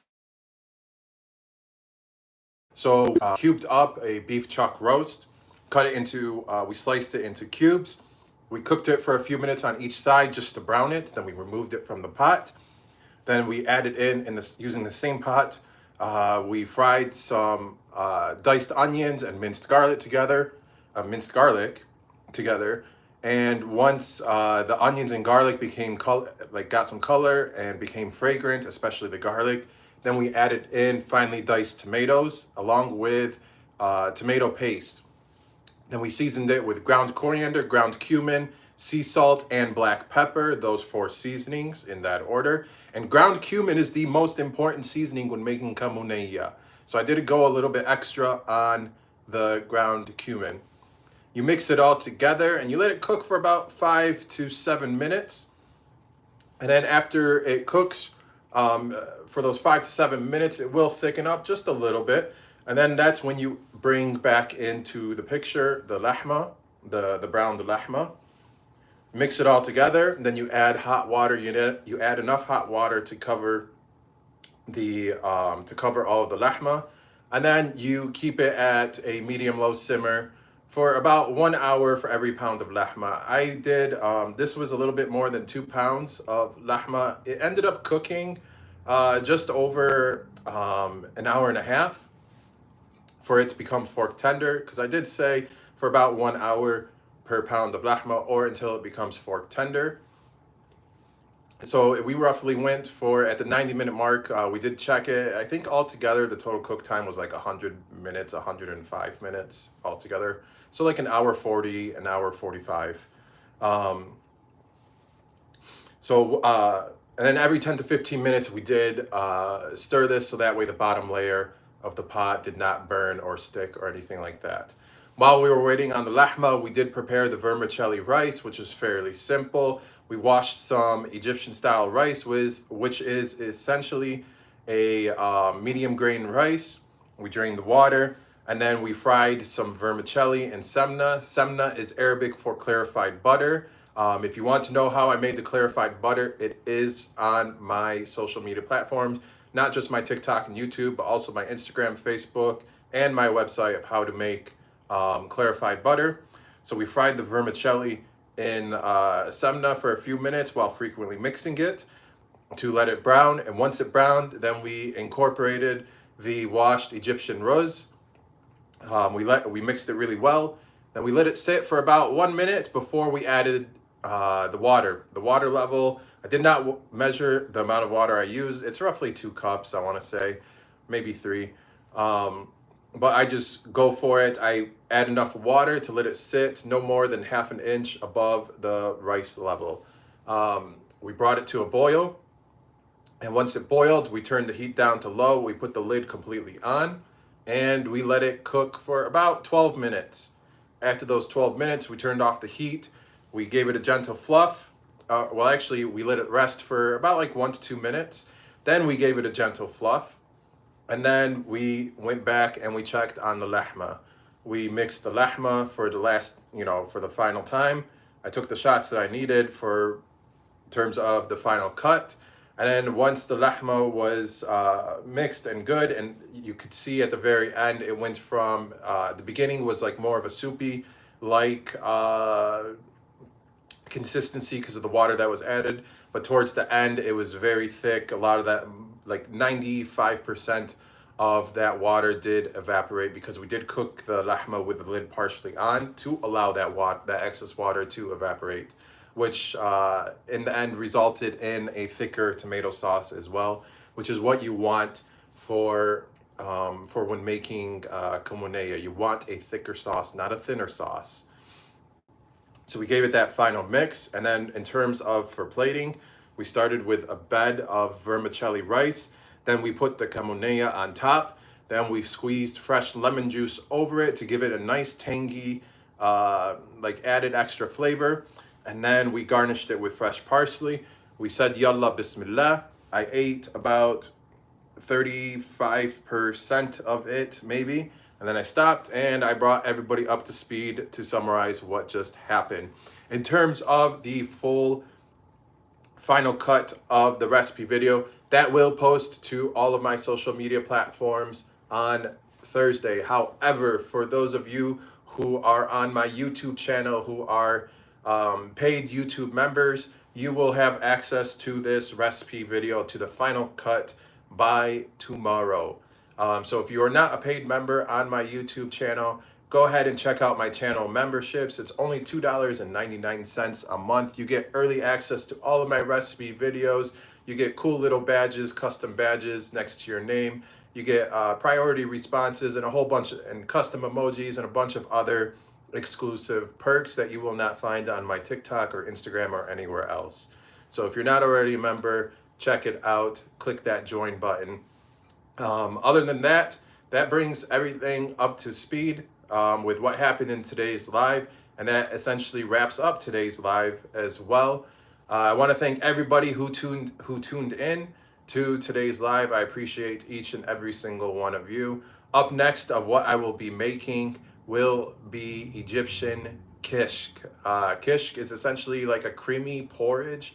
It's a mixture of essentially bechamel sauce and chicken broth. It's a popular appetizer served in the countryside of Egypt. So the countryside is more towards the northern Egypt, also referred to as the Beled. Beled is just a general translation for it in Arabic. But you'll find it more common. You'll find kishk more common in the Beled than you will in the main cities like Cairo. So kishk is what I will be making next. So definitely stay tuned for that. And I will be going live on both TikTok and YouTube while making that recipe video. Thank you to everybody who joined in for today's live while I made this kishk. If you're not already following me on TikTok, go ahead and hit that follow. And if you're not subscribed to my YouTube, go ahead and subscribe to my YouTube and check out my channel memberships on my YouTube for all those awesome perks that I mentioned earlier. Thank you to everybody who joined in, and have a wonderful night.